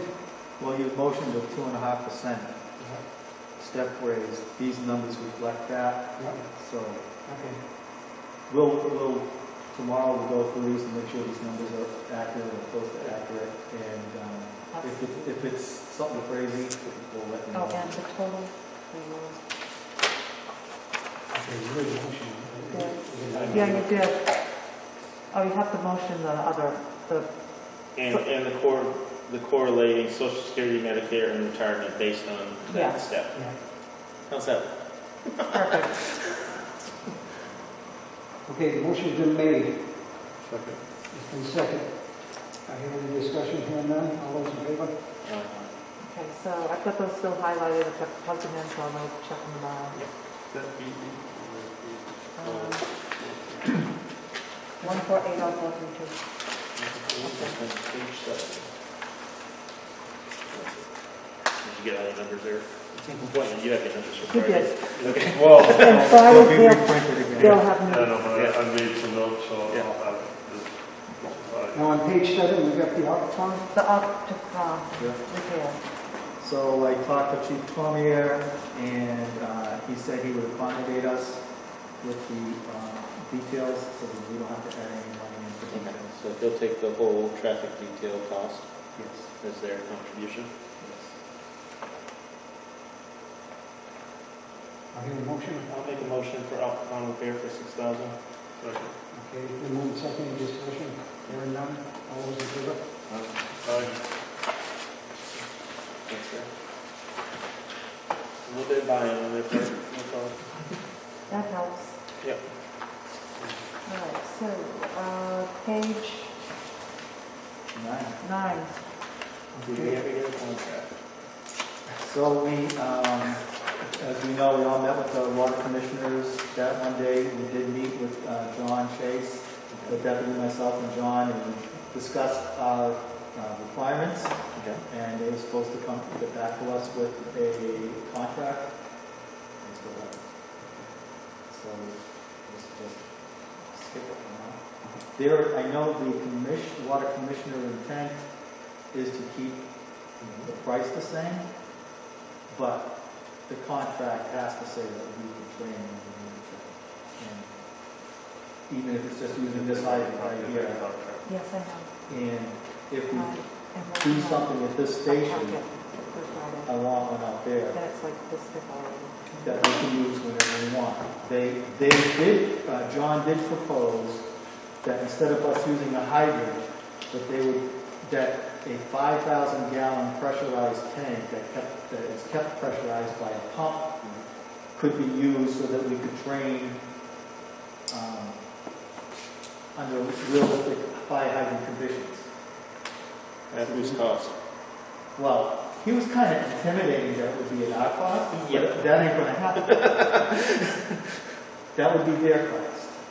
And so I told him, well, you better look into it and see how much the costs are and stuff like that. And if that's the case, rather than them allowing us to use these hydrants, my thought would be they would install that tank near the training facility so as not to interrupt anything that could go on here, and that they have to pay for the installation. My 2 cents, yes, they pay the installation, we'll pick up the electricity for the jockey pump. Yeah.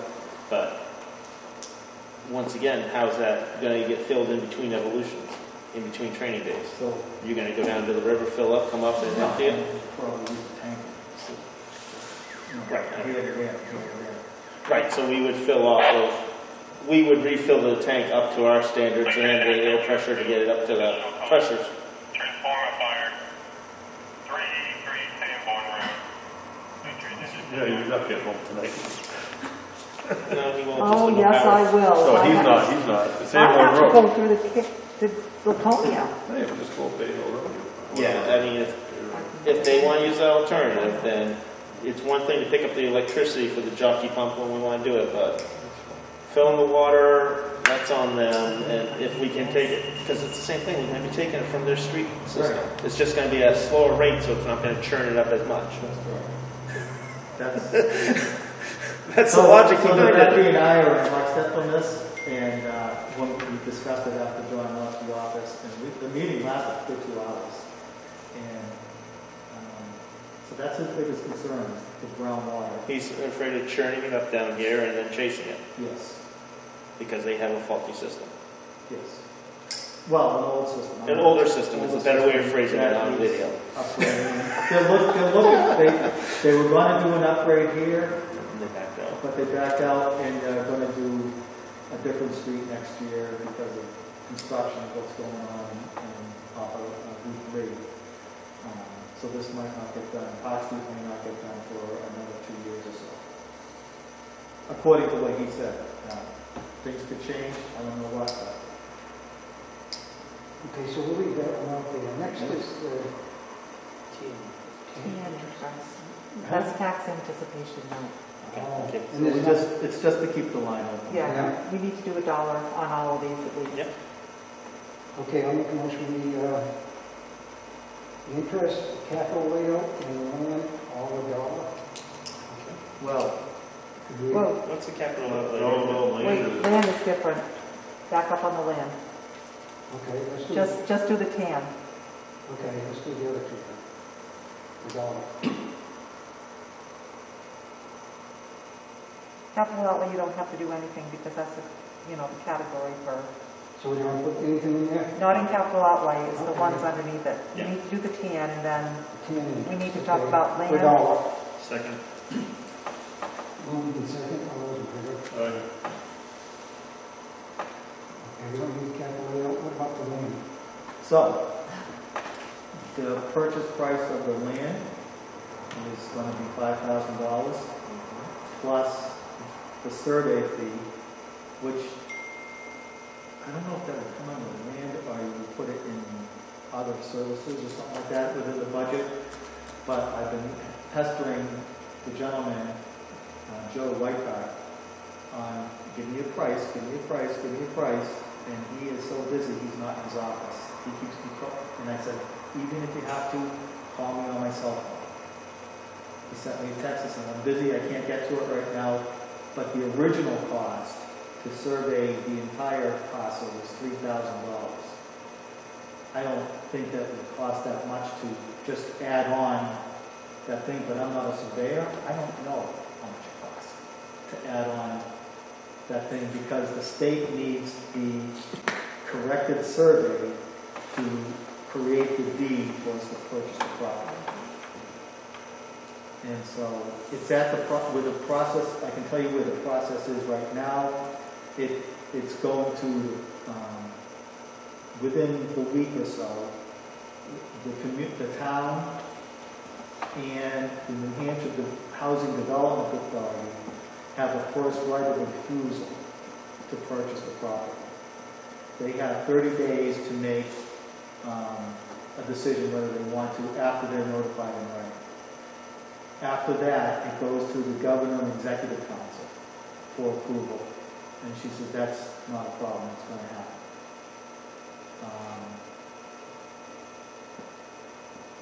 I have connections there.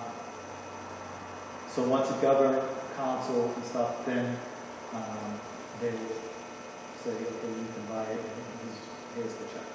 You can give me a check. So And do we have to do the survey before it's offered to the other priority acceptance? She said we should start working on getting the survey done. Right, but we wouldn't do the survey beforehand where the other people have a first right of refusal and a survey's completed on our penny. Right, so, we still need to put it in the budget, still need to get done. And the survey, if it were to take place, it wouldn't take place before the beginning of the year because we still have to hear on the first right of refusal of the municipality and the New Hampshire Housing Oh, Authority. It's like 6,000 square feet. I know it's the bottom of my budget. At the district meeting, the governing body removed whatever dollar figure it is. Do we have, The committee, what, if they make their intent clear that they don't want us to purchase that land, can we do that as a separate warrant article? well, that's, I don't know if it needs to be a warrant article, but if they say, we don't want you to buy land, but, okay, now we're stuck, because if we enter into agreement to buy it, can it be contingent upon approval at the district meeting? the commissioners are the ones, according to the state, you three, or whoever's sitting in New York shares, are the ones to decide whether we're going to pay for it or not. And no penalty if we back out at that time. No. Okay. So it would be better to put this as a warrant article. As a separate warrant article? Yeah, I would think. And have the money come out of the land and building fund? So you could do that, raise and appropriate, or you could withdraw it from the unreserved fund balance. I mean, I would prefer the unreserved fund balance or raise and appropriate over taking money out of the land and building fund. I'd like the unreserved simply because if we don't get it, then the money Right, stays in. take it out of the unassigned fund balance. I think that's the best way to do it. And then we still could maybe put money into the land and building fund or that too. Separately. Well, I That's think- usually a separate one. Yeah. I think it should, we have to start saving. Yeah. That, it has to happen at some point in our life. Mm. So we could put in, if we put, say, 7,000, that should cover the cost of surveying and the purchase of the land. Well, if we're going to do it as a separate warrant article, You wouldn't have it in the budget. it would be, we would vote it as a separate warrant article, and hopefully Joe will cool down a little bit and he can get me an actual number, and we can create a warrant article that reflects the appropriate number. So we don't- 5,000 plus whatever Yeah, his okay. fee would be, whether it be 1,000, 3,000, I don't know. We were spending 21,000 in 2018. That was for engineering, design and stuff, for the original survey, the wetlands delineations, and This, Yeah. this piece of property. The engineering on I'm this going to make a building, note on this, waiting for, waiting for Joe. well, also that it's going to be a warrant article. yeah, I'll put warrant article. So then it should be just $1 on the end. Okay, that's true. Then we can have a separate warrant article. I'll make a motion. I'll make a motion of $1 for line 4901 for them. Second. And move second, all those in favor? All right. Okay, this one has a cap on the machine right here. $1 just to keep it open. Okay, I'll make a motion, we put $1 in 944-902. So $1. And move second, all those in favor? All right. Okay, capital, building. $1 to keep it open. I'll make a motion to put $1 in 94903. I'll move second, all those in favor? All right. Okay, other, Same thing. $49, $1. and move second, all those in favor?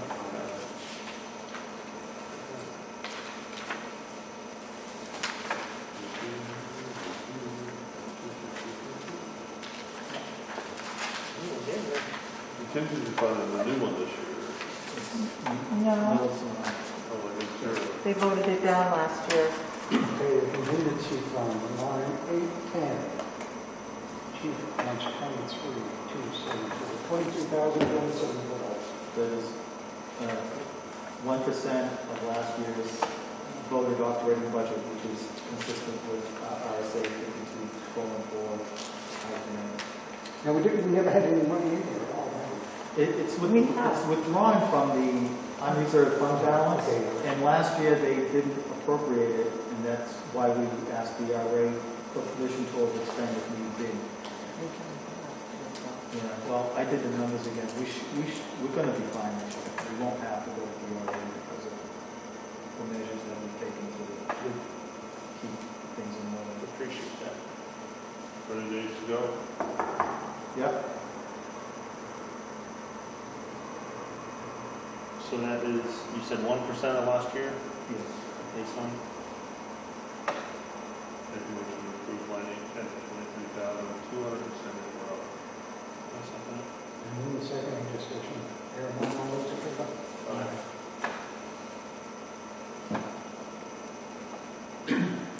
Fire prevention. Fire prevention. The top one that doesn't have a figure in it yet, we don't know what that figure is going to be yet because it's We haven't finished. the- monies raised through permit fees. The next line down is the deputy's budget. budget for next year.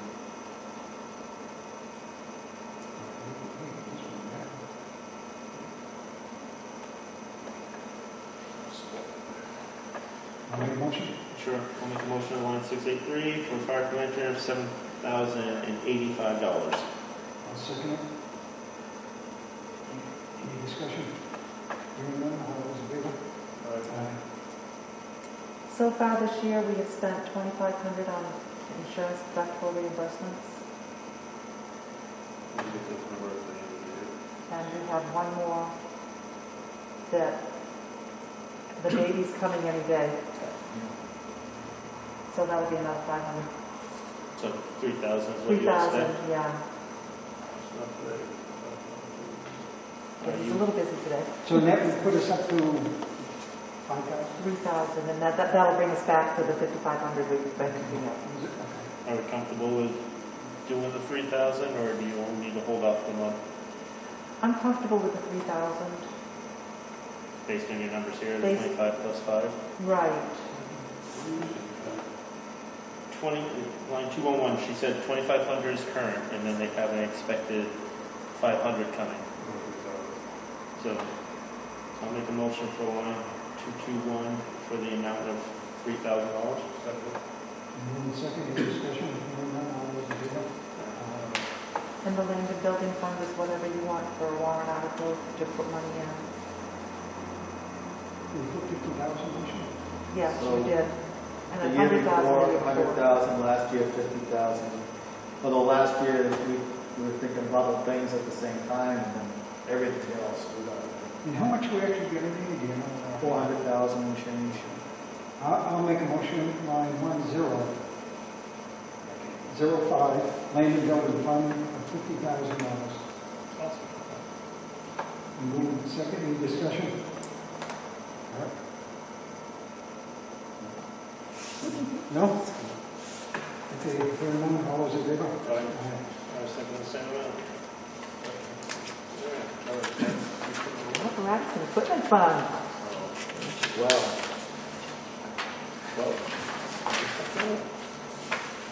Yeah, yes, yeah. Oh, okay, they just weren't highlighted. Yeah, not highlighted. Not Okay. highlighted. That's what threw me off.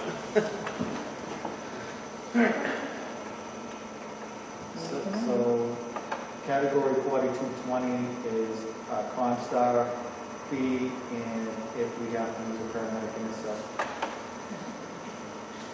Page 12, 14.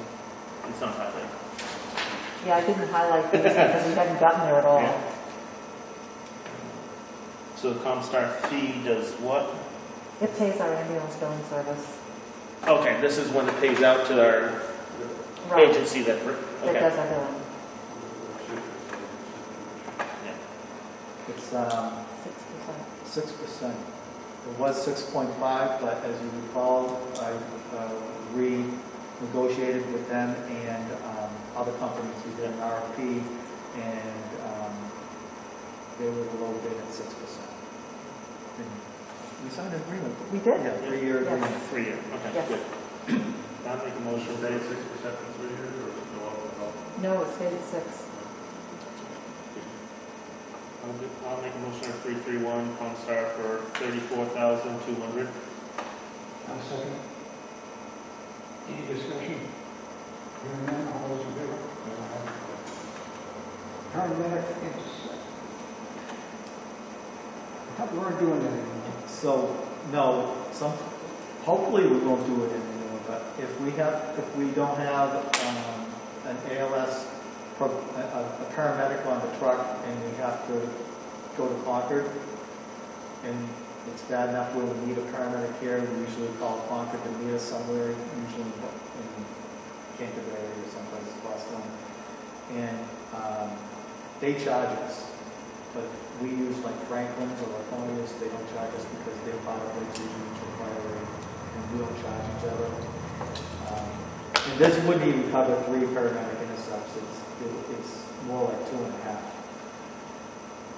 You know, it kind of strikes me funny because, you know, a lot of years we paid Franklin, we paid Laconia and all the others every time.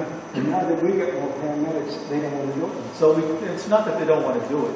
The Lakes Region Mutual Fire Rate changed their bylaws to the effect that any member of Lakes Mutual Fire Rate will not charge another member of Lakes Mutual Fire Rate for paramedic intercepts or mutual aid or forestry, things. And we'll go to capital down. Well, if they ever leave, I'll make sure we charge them. Deal. We've seen it. You can't count it. Concord if they, if Concord. Yeah. Well, it's Concord Hospital, it's not, is it Concord Fire or Concord Concord Fire. It's Concord Concord Fire. Fire. right, they're paramedics coming out to me, but they would never be coming north for anything. No offense, they'd be going up 89. They don't know the cost. Laconia, you want to make that Yeah. today? They what? They went to Laconia Dartmouth. went to Dartmouth today. Yes. Dartmouth wasn't flying, the weather. Well, we used Medflight out of Boston for this one. Well, cleared up though. Well, Dartmouth wasn't flying and Maine wasn't flying. They called Boston, and Boston said, we're flying. It's the mountains. Yeah. Yep, it's like the- It's all 93. Just don't feel like the lower too long or anything. Okay, let's move on. 332, paramedic intercept for $1,500. I'll make a motion. Second. Then move in second. Any discussion? Hearing none, all those in favor? Aye.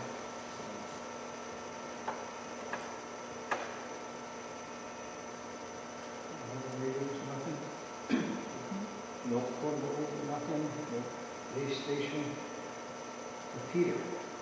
Line 740, 103, base station repeater. It's really for the antenna that goes to the base station. For where? It's this one. You see that Park on the Street? roof that's falling off there? Is the structured antenna out there not structurally sound, or just needs to be remounted, or? It's both. Okay.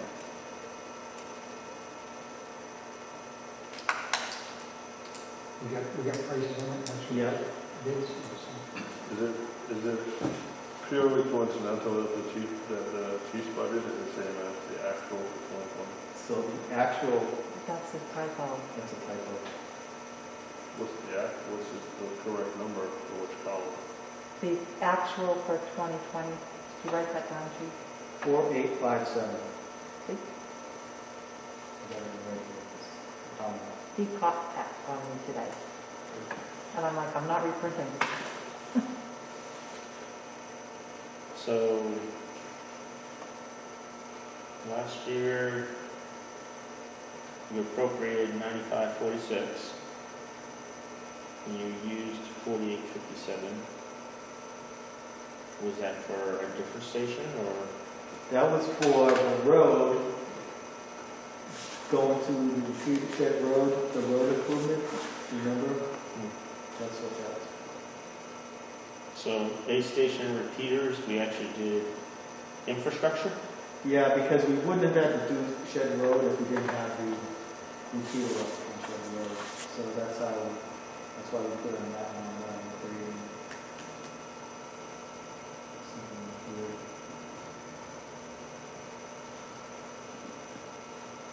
We talked about it last year. Doesn't even matter remember that part, right?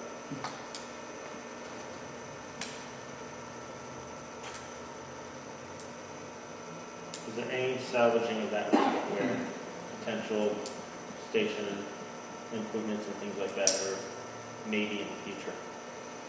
The only station improvement that we're planning on here is the upgrade to ADA and having a shower. If, for some strange reason, 3 or 4 years, we expand on the station? Oh, no, that would be reused. Okay, but is the one out there salvageable enough to be remounted? No, because the impedance on the inside is messed up. Okay, so you have the interior insulation or whatever is off enough to...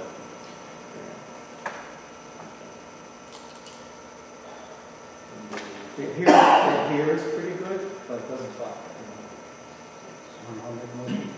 I'll make a motion for 740.103 for the amount of 4689. Second, all those in favor? In high school, they taught me how to make jungle antennas. You should know that too. 550 cord plastic spoon and some wire. Okay, did You we have to come know up the with funds? frequencies, you can make it the right way. Yes. We got nothing in there? No, Okay. it's only there because of, it's got one more year and then it falls off. So we don't have to do anything? Nothing. That's why it's grayed out. Okay, So you don't need to keep going back to this. 740-104, emergency pages for $2,860. Yep, that's to purchase 4 pages and 12 pager batteries. I'll make a motion to accept line 740-104, emergency pages for $2,860. Move second, any discussion? Hearing none, all those in favor? All right. Speak up a bit. No, it's not in your narrative here. No, that's only the operating budget, I think. No, you have. Okay. No, I don't, it may describe what the It just gives you a brief, general brief is. yeah. Okay, line 740. Because you just said 4.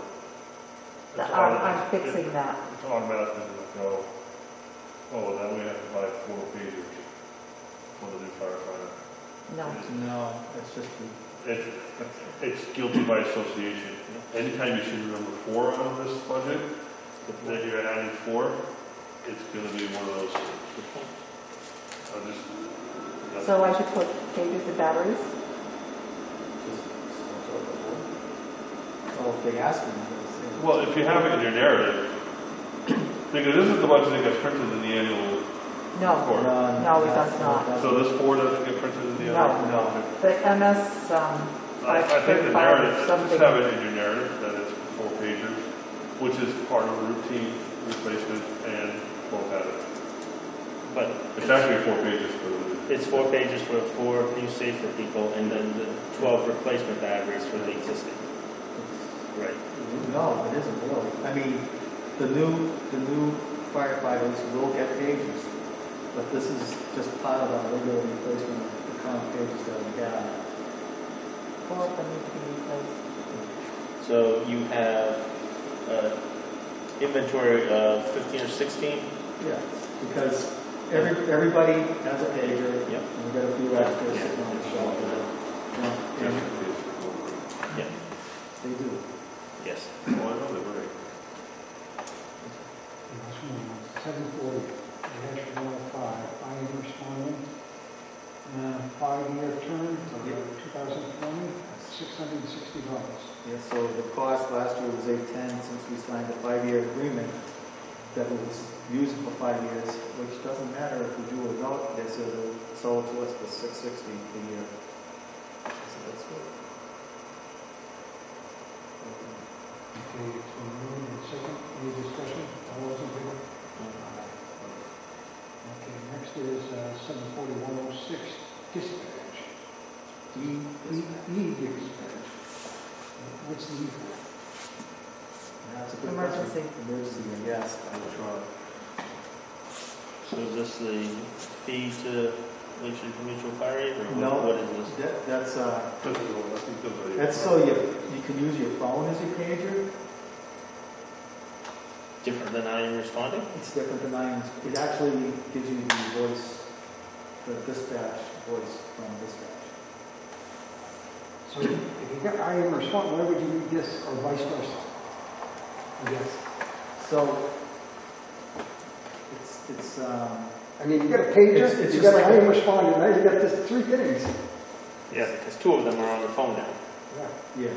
The e-dispatch is on the phone, and so is your I am responding. That's correct. So the guys, if they don't want to take their pager home, or they're out of pager range, like, if I'm in Florida, not that I'm going to be in Florida anytime soon, I still get the I am responding, and I still get the e-dispatch. The pager isn't that high. So it's when you get out of pager range, which some of the guys here are, because they don't live close to us. They're, living in fun places. I understand that, but I am responding. What's the I am responding? Can you type in there, I'm on my way, or what? Yes, you can. Yes, Okay. I am responding. And it means you're responding. Now, what's e-dispatch? So that's really only used when we have callbacks, or a greater alarm fires, things like that, when we need extra help.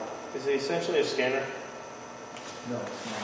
so they can communicate into the phone, or they can only hear from the They phone? can only hear. So it's essentially a scanner. Yeah, well, that is, yes. That's broadcast. But So- it only listens to Lake Susan Channel. Okay. Your full-time people, are they assigned a portable? Yes. Do they take the portables home? No. No. The only one that takes the portable home is myself and the deputy. Okay, The but deputy, the two deputies and myself. No, that's not true. Lieutenant Bolio does, and Lieutenant Wilson does. because theoretically, if they took their portables home, they would have the communication capability of that, and they could still have their pager for dispatch to say, hey, you got something, and their pager if they wanted to. But they could essentially do their I am responding on their cell phone and have nice and quiet when they don't want to listen to anything. And then when their watch goes off or their phone goes off, then they could turn their radio on if they wanted to. I just think this is an extra thing that, It's just something, yeah, I can't believe you did three things. I mean, like I said, an option for that is that they could take a portable home, and then shut it off when they get home, and then they would still have, but when they're coming in, they'd have to listen what's coming in as they're coming in, because that's the reason that you're doing the e-responding, is when you're coming in, trying to get a size of all that. If you don't want to come back, Okay, good, I agree with you Right, now. okay. I think, and there again, they're gonna come up with something else, I'm sure. I'm surprised they ain't gonna catch it, come pick you up. So which one are we doing? E-dis- 106. Okay, 740-106, e-dispatch. Make a motion to zero it out. Yeah, I'll make that motion. I'll second it. All those in favor? Right. Aye.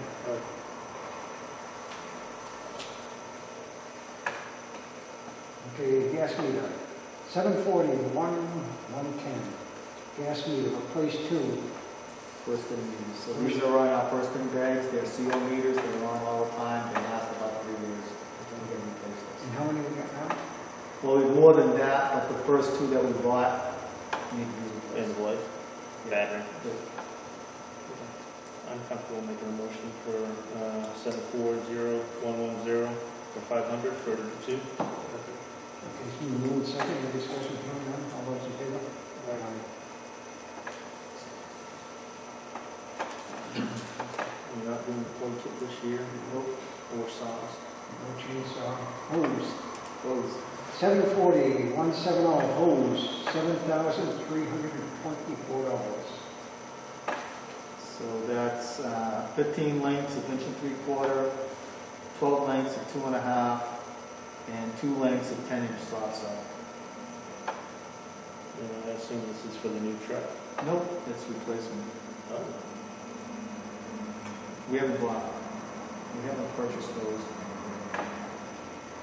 So you're down on your supply, but not replacing just to get better or upgrade, or This is it's a just little bit low? replacement of old hose. Okay. How many lengths of 4 was that? 15 you said? Of which? 15 or 4 inch? No 4-inch here. Oh, that wasn't? No, it's 15 lengths of 1 3/4. No. 12 lengths of 2.5, and 2 lengths of 10-foot soft side. Those for the Z-legs.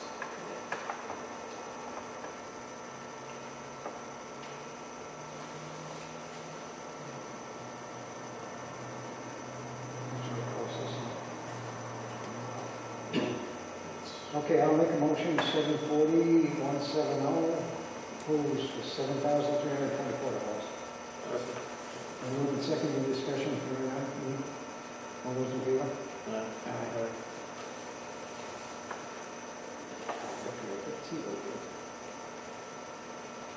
Nozzles, appliances and fixtures. Fittings. Fittings. It's for replacement gaskets. $100. I'll make a motion to accept one, 740, 175, nozzles. See. $100. Second. Then move and second, all those in favor?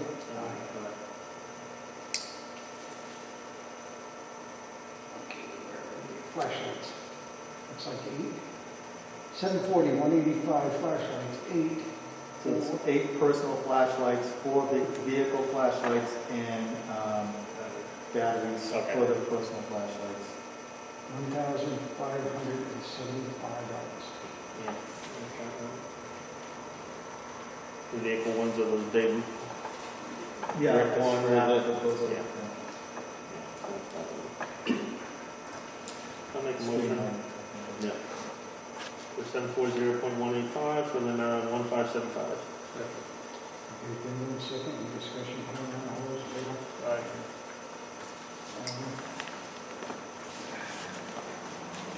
740, 190, ticket quote,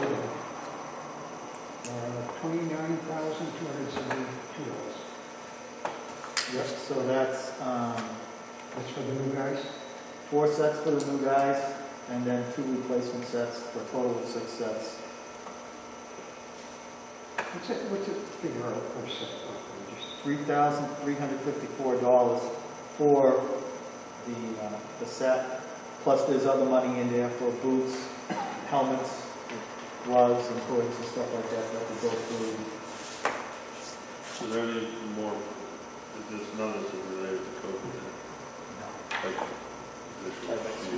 yeah. No. So all the money for COVID, That comes out separately. well, it either comes out of the EMS supplies account, but there were 2 COVID FEMA AFG grants. I applied for both of them. We received the first one. The second one, I don't know yet. The second one was only for around $2,000. And a lot of the PPE we're getting from the state now that the state purchased it through their federal money. So if we need it, they give it to us if they have it. So we got a bunch of it. Well, was it last week I did go from New Hampton? We get it with the pickup truck. How are you guys swapping out safety goggles and things like that? Are you guys good on those? Yeah, they've been pretty good. 'Cause I know Like the a mask is one thing. And the Accident gloves- today, goggles, mask, gloves, some of them have the full face shields. It's a little preference. The minimum is a pair of goggles that wrap around, a face mask, and gloves is the bare minimum. If it's messy, they gotta, like, if it's definitely a COVID case, it's a lot more than that. If it's a gown or a tie-back suit, or like we have like rain gear that's reusable. It's not real sturdy, so you can get a few uses out of it, washing it and disinfecting it, but after a while, if the seams are welded together, it's split. So the gowns that we got from the state, we got a bunch of them. They rip really well. Still does not.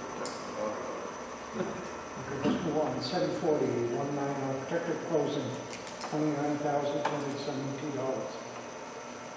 I'll make a motion to accept that. It's been moved in second. Any discussion? Hearing none, all those in favor? Okay, 740, 191, SCBA, full mass, 324 AA batteries. Yep. 324? Yes, that's what it takes in a year. It'd be like I 4 thought that per was a pack or typo. something.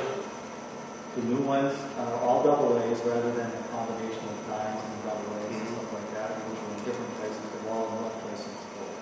4 per pack, okay. Which are replaced twice a year. And the SCBA here, this is just 4 masks, you're not getting 4 packs in it. It's just 4 masks for Just those. the face pieces. Yeah, okay. Okay, I'll make a motion. I'll make a motion to approve line 740191 for $1,600. Second. Then move second. Any discussion, all those in favor? Right. Okay, line 740, 199. No. No? Nope. Okay. Thermal imaging camera battery, 6 for $600. Right, so there's 3 thermal imagers that we have that are mounted in the trucks. Those batteries are old and tired now, and so we want to replace those batteries. Okay, I'll make a motion to accept line 740, 899, thermal imaging camera batteries, $600. Second. Then in second, any discussion? Hearing none, all those in favor? Okay, 740, 210, vehicle equipment, 10 cones for $320. I assume these are the pop-up cones, No, the stackables? apples, but every time we use them. $32 each? Yeah. You just pick them up, so you Well, we do, we collect them, but we usually, on the whole, over the course of the year, we lose about, you get these windstorms, the trees are down, we have to close the road, and Right. I try and collect them the next day, but we label them and put our phone numbers on them, and some of them don't come back. 740, 210, vehicle equipment, 10 cones for $320. I'll make a motion. If you move second, all those in favor? Okay, let's get the next one back at camera. Ground liners, we skipped that one. Tools, line 740, 220, tools, $225.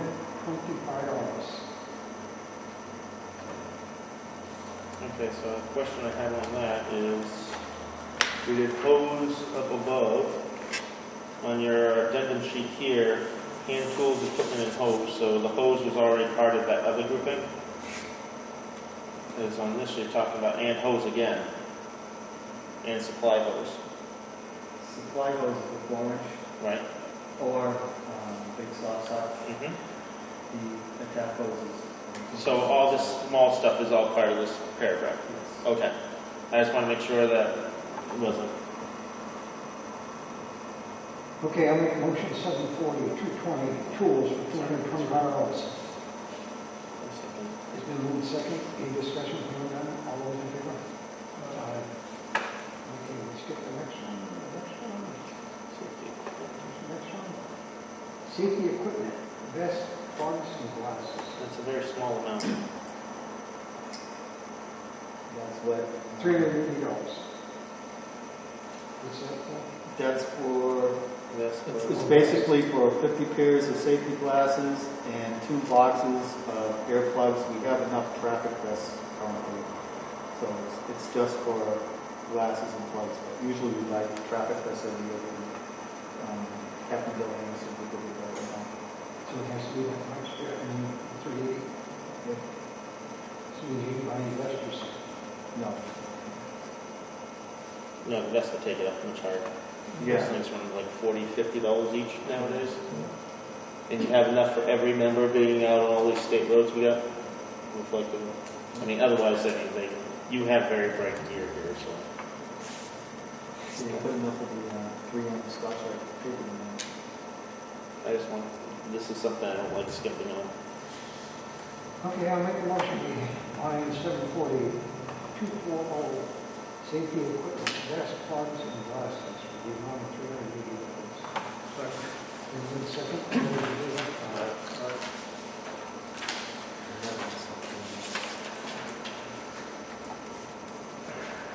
Okay, let's skip all that next one.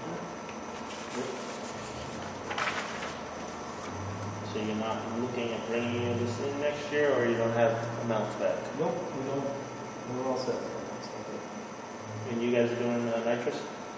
No, You're not, okay. we thought about it 1 year and then decided against it. Okay, that's why.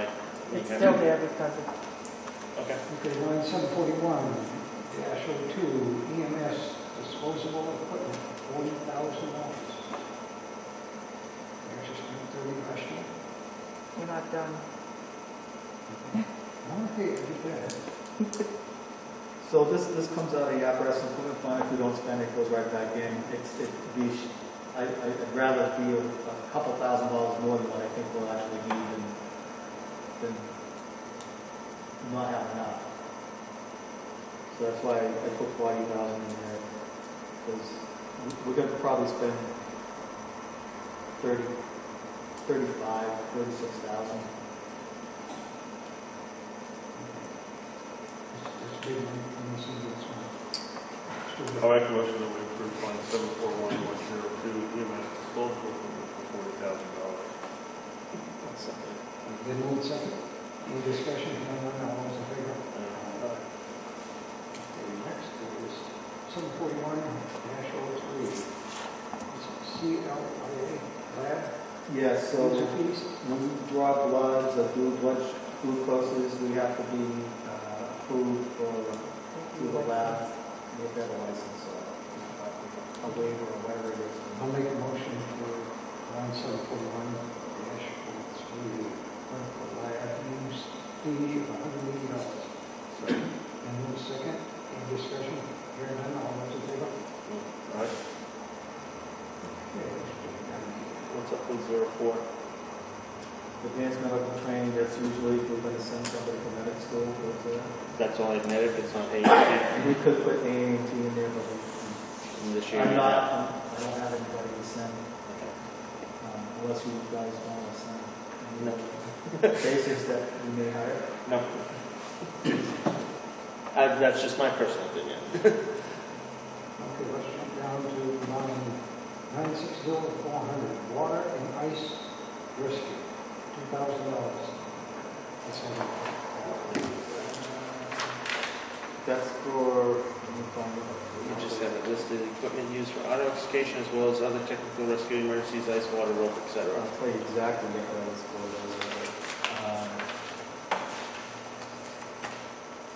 So 2 dry suits. Just do, okay, that's it. That's what the $2,000 is. It's $1,000 each. Yeah. The new vinyl or the new plastic instead of the old gummies. The Mustang suits. Yes. Okay. Make a motion to approve line 960.400 water and rec precinct. Yeah, $2,000. Second. Okay, then in the second, any discussion? Hearing none, all those in favor? Aye. Okay. So we replace 1,200 feet of rope. $1 foot. I make a motion, it's line 960-600, rope and rigging for $1,200. Second. Then move second, any discussion? Hearing none, all those in favor? That's just hardware then, I mean, just the software, it's not the hardware. No, it's just a little bit. It's actually not that close. Oh, You said that too soon, did you look at that page? It's got 3 you want little some big numbers? lines on it. You want some big numbers? Which one you gonna make a? None of these my numbers. So, going through our capital improvement program, if we, it's quite obvious that we need another engine. The amount of money we're spending, and we still have to keep engine one and engine one almost another year. And engine three, if we order one in March, if it's approved in March, we'll probably sign a contract in April, then it's another 12, 13, 14 months away before that shows up. The thing costs us, it's costing us tons of money to keep on the road. My recommendation to you guys is that we authorize the purchase of another engine at $720. And hopefully we can get it a little cheaper than that, but that's what they said it should come in at. And authorize the purchase of a new ambulance at $285. The way the ambulance will get it, the engine will be duplicate to what we're purchasing currently, and the ambulance will be duplicate to what we have in A1. The way the funding works is when we sign the contract for the new engine, about a month after that, they send us an invoice for prepayment, and that would be in the 720 area. And the ambulance, though, is a COD.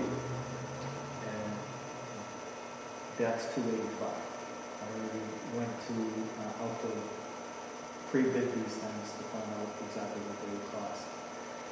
So we look at And the car, yeah, and the car would, well, see, the money isn't all spent at the same time, but we need to sign contracts to get these things going.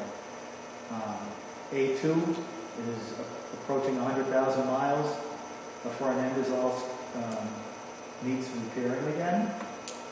The depth problem is still persisting,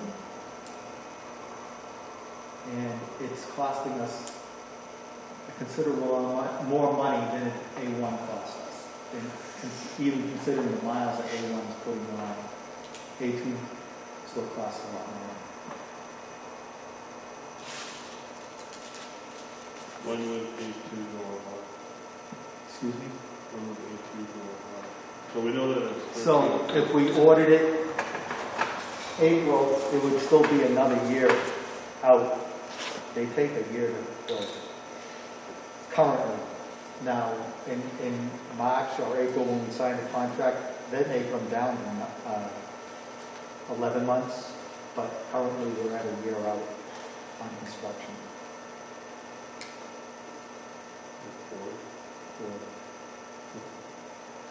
Yeah, the guys really like the A1, and they basically said, let's make it the same.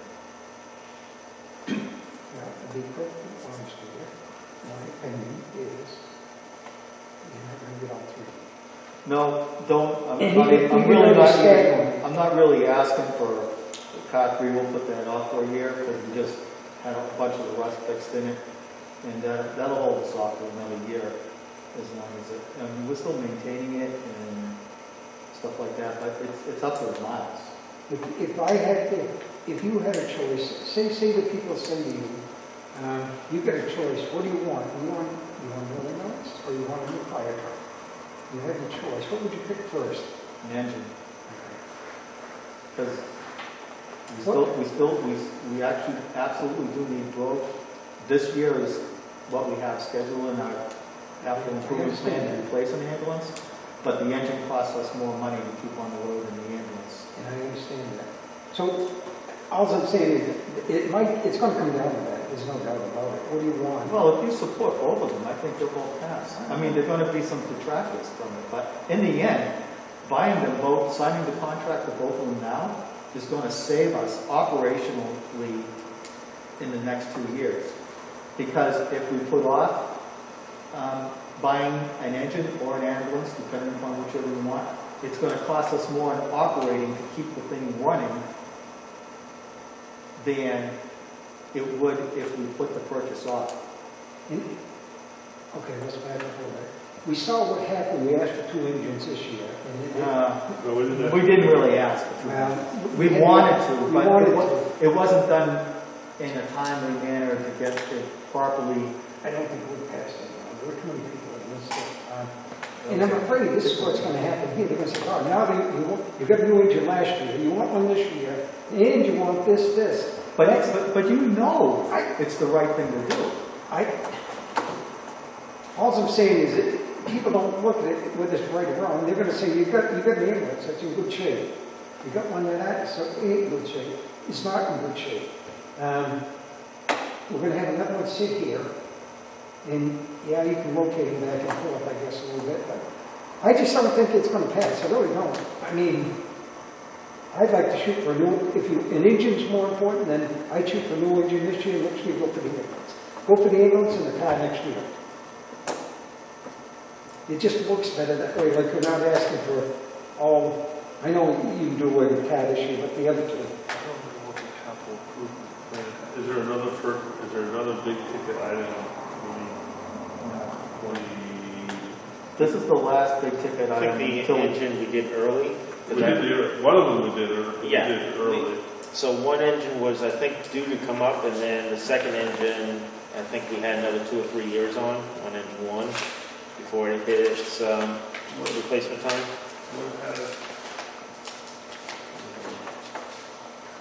Who's capping it? Went over it. Let me look at this. So, the next big purchase is not until, it would be for another ambulance in 2026. What are the ambulance got for mileage on? Any idea? I don't, if you don't know, that's all right. I'm just curious. It's nearing 100,000. The one you're looking to replace. Yes. So A1 is the one that needs to be replaced. A2. A2. So it hasn't cost us, A1 has cost us more money this year than A2 has. Yeah, we had to put tires and stuff like that on this year. We haven't been running A2 as much this year because of the COVID thing, where the A2 has been delegated. A2 is Ford or the Chevy? The Chevy. A2 is the Chevy, with the depth problem and the front end problem. And now, well, it's also corroding the body on it, around all the handles and everything like that. I would consider cash flow. That's why I say, if we shop for an engine this year, and next year we'll have the other 2 items. So, I mean, we know we need an engine. I mean, we can't dump any, we just keep dumping money into the other one, so. So the way it works, and I don't know if this is the absolute latest number. I plug these numbers in that we approved tonight into this outlay to do the capital thing, but I think I have higher numbers in here right now than what they should be. If we buy an engine and an ambulance, a contract for an engine and the ambulance, we pay for the engine this year, at the end of the year, we still have $132,784. That's not counting if we, $132,784 as a balance in the apparatus and equipment fund. That's not counting if we collect more revenue than what I anticipated at $415,000. Now, you said if we buy a new engine, or does that mean if we buy an engine and an ambulance, that's what we're gonna have? You said just engine. Yeah, because we only pay for the engine up front. We pay for the ambulance when it arrives, COD. So that, you contracted the money, but you actually don't pay for it for a year or 14 months later, or 11 months later. If on a car, where if your car has to be ordered, you're having something special done to it, and it's built at the factory, and it takes 8 weeks, that's when you pay, that's when you sign the paperwork. Yeah, but also, let me just, I want to make sure I get this straight. If we buy an engine, and at the end of the year, you're gonna have 132,000 Still in the fund. still in the fund. Well, that's not enough to pay for an ambulance. It's because, Okay, let me finish. So, we order the ambulance, and we're not gonna have to pay for it until it comes. right, So we anticipate that we're gonna collect enough money to pay for that. we absolutely will. So, I'm sure we will, but you're anticipating that. They're gonna see that. I just don't think it's gonna fly. I'd like to see an injury next year, go ahead and order the ambulance. That's what I'd like to see. Yeah, but now you're not getting into an ambulance. Until the following year. 2 years. Well, no, so if you order the ambulance now, or in March, It'll come in early 2022. it'll come in early 2022. If you don't order and you wait till the following year, it doesn't come till 2023. Correct. That's right. So that's 2 years 2 years. that you have to ride on an ambulance, on that one. And that ambulance will have 130,000 miles on it by then. Now, if you put 10,000 miles a year on it,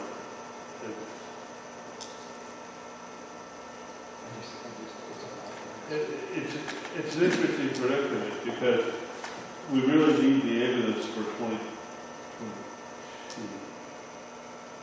We'll have it. We won't have it.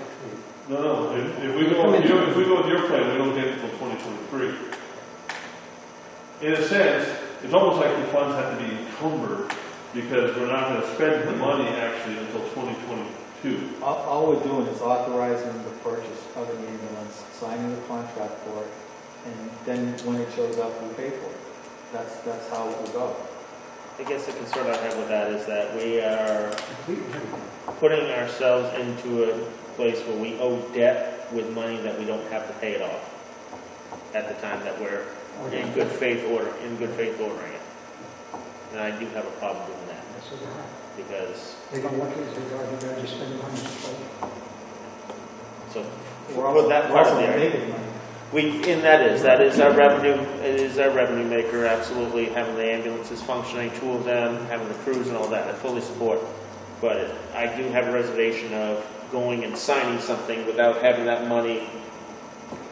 Well, we know we'll have the money. Well, we know that we make about $400,000 a year. Right.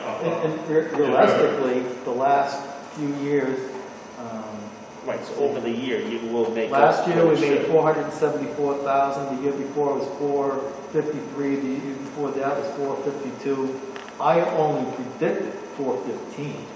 So I'm really underestimating our revenue collections, by $45,000. So that 133 is probably going to be closer to 200, which is still a lot of money. But here's my other You side. get of 2 that. months of ambulance revenue, and we have enough money to pay for it. And then everything else that we put Well, in. we still get a lot of calls. Well, our call volume hasn't gone down, but keep in mind that part of our reason for going after a safety grant, the chief's reason for going after a safety grant, was that we aren't able to send out our second ambulance. Now, for the next 3 years, we're going to be able to send out our ambulance.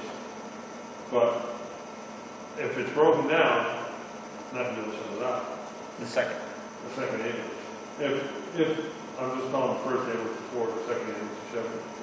If the Chevy's broken down more than it's running, that's an issue. Because now you defeated the whole purpose of having 4 or 5. Well, we haven't defeated the whole purpose. No, you haven't defeated the whole purpose, but if you can't, yeah, you do get an engine there, Well, you partially defeated it anyways because your 4 people are going to be in one station, and then when they go out on a call, they're going to have to come down here and leave an engine here to get an ambulance to go to a second call. Well, we're going to have to come here anyways to get the second ambulance and that. That's what I mean. Because we don't have the space at Center Street for it. Right. Well, I wish we could. I would put that second ambulance at Center Street for sure. But I'd rather get your Page Street trailer and have you guys living out here. You got water, you got the laundry, put a little kitchen in, then you can have as much first response equipment and have your second due equipment up there. That would be my ideal That's, Band-Aid. I'm gonna eliminate one thing right now. I'm gonna say that we fund line 760.14, new car for the zero. That takes care of that. Wow, going for the easy one, huh? Yep. Well, we'll take the easy ones all night, I'm gonna lose the hard ones now. I think I can second and be in total agreement with that part. Put it off the table. Okay, let's look at it this way then. Do we put in for the ambulance, if that's our revenue, we leave the engine out with, hopefully, so, even if, I don't think they're working. That's not 1 year. I agree with you. Because people don't look at it and say, God, you depleted them. I know you're going to have money coming in, but that's money you don't have yet.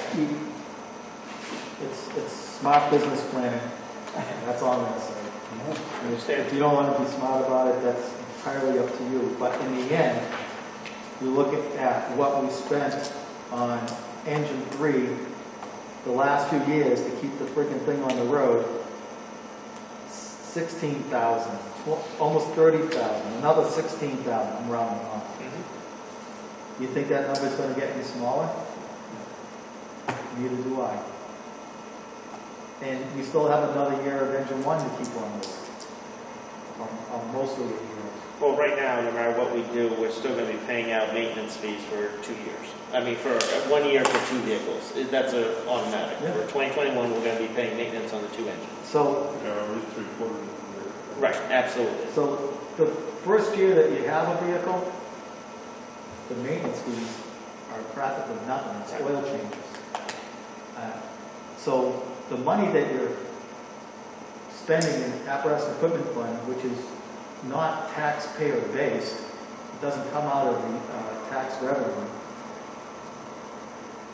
is a lot easier to spend than to say we got to ask for another $30,000 to keep engine 3 on the road, where instead maybe it's only $16,000 because you're cutting off by that's taxpayer money now. I'm saving taxpayers' money. You're saving taxpayer money by actually ordering the ambulance, even though it's not going to come for a year. You're saving taxpayer money. You're saving the taxpayers' money by ordering the engine. You're saving them money.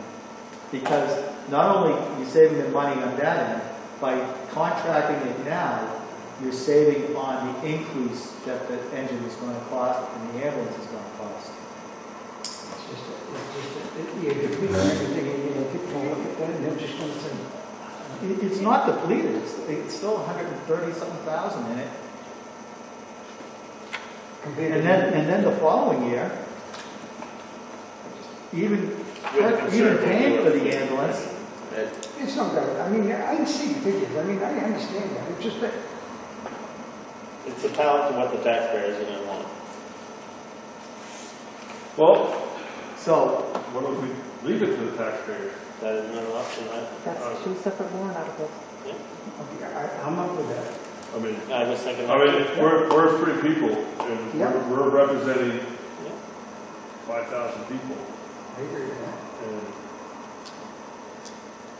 and it's, You put it up there, you explain the pros and cons of each warrant article of, okay, this is what we're spending on the ambulance, but this is what the ambulance brings in, this is the maintenance, this is the timeline, is if we had to put it off, then you're looking at 2023 with this, and then do the same thing with the engine, that we have this, because the advantage is theoretically, early 2021, we're going to get the new engine in, which can run to 90% of your calls, where the other one can almost just sit here and leak on the pavement. So you're going to be cutting back. It's not going to be on the road as much, your second engine, for that first year, like you said. So some people might say it's better to get the ambulance this year and go for the engine the second year. But the cost will substantially go up. So I see both sides of the coin, but the cost went up 4%. and that's a big ticket item to go up by that percentage. Yeah, when you're up that high, that's it went from 693 to 720, so it was almost $30,000 at that 4% Right, whereas the ambulance seems So like only if you 4% would be half if you that. go on that, it's $60,000. Yep, I agree. But spelling out of all that stuff for people to make the informed decision of the two. I mean, I guess I would put it more, I don't know if I'm deciding, because I'm not Two separate warrant Two articles. separate warrant articles. well, yeah, Well, let's let's- find them together. I would just, I put it, I asked all the officers and both deputy chiefs, if we had only one vehicle to purchase, what should we do, given all the variables that we all know now? And everybody to a man said the engine, you have to get an engine first. Okay, and that's, And we need, if we're gonna put it in two separate warrant articles, that's fine, I have no problem with that, but we need to make it very clear to the people that come to the district meeting that this is our priority. We need both of them. agreed. I think you need to show, But this is number one and this is number two. I agree. No, I fully agree. I made a motion earlier, we haven't acted on it yet. We acted on your motion of zero. You didn't touch the big dollars, did you? No, but I thought we just wanted to zero it out. I thought I motioned it, you seconded, I don't think we voted on it.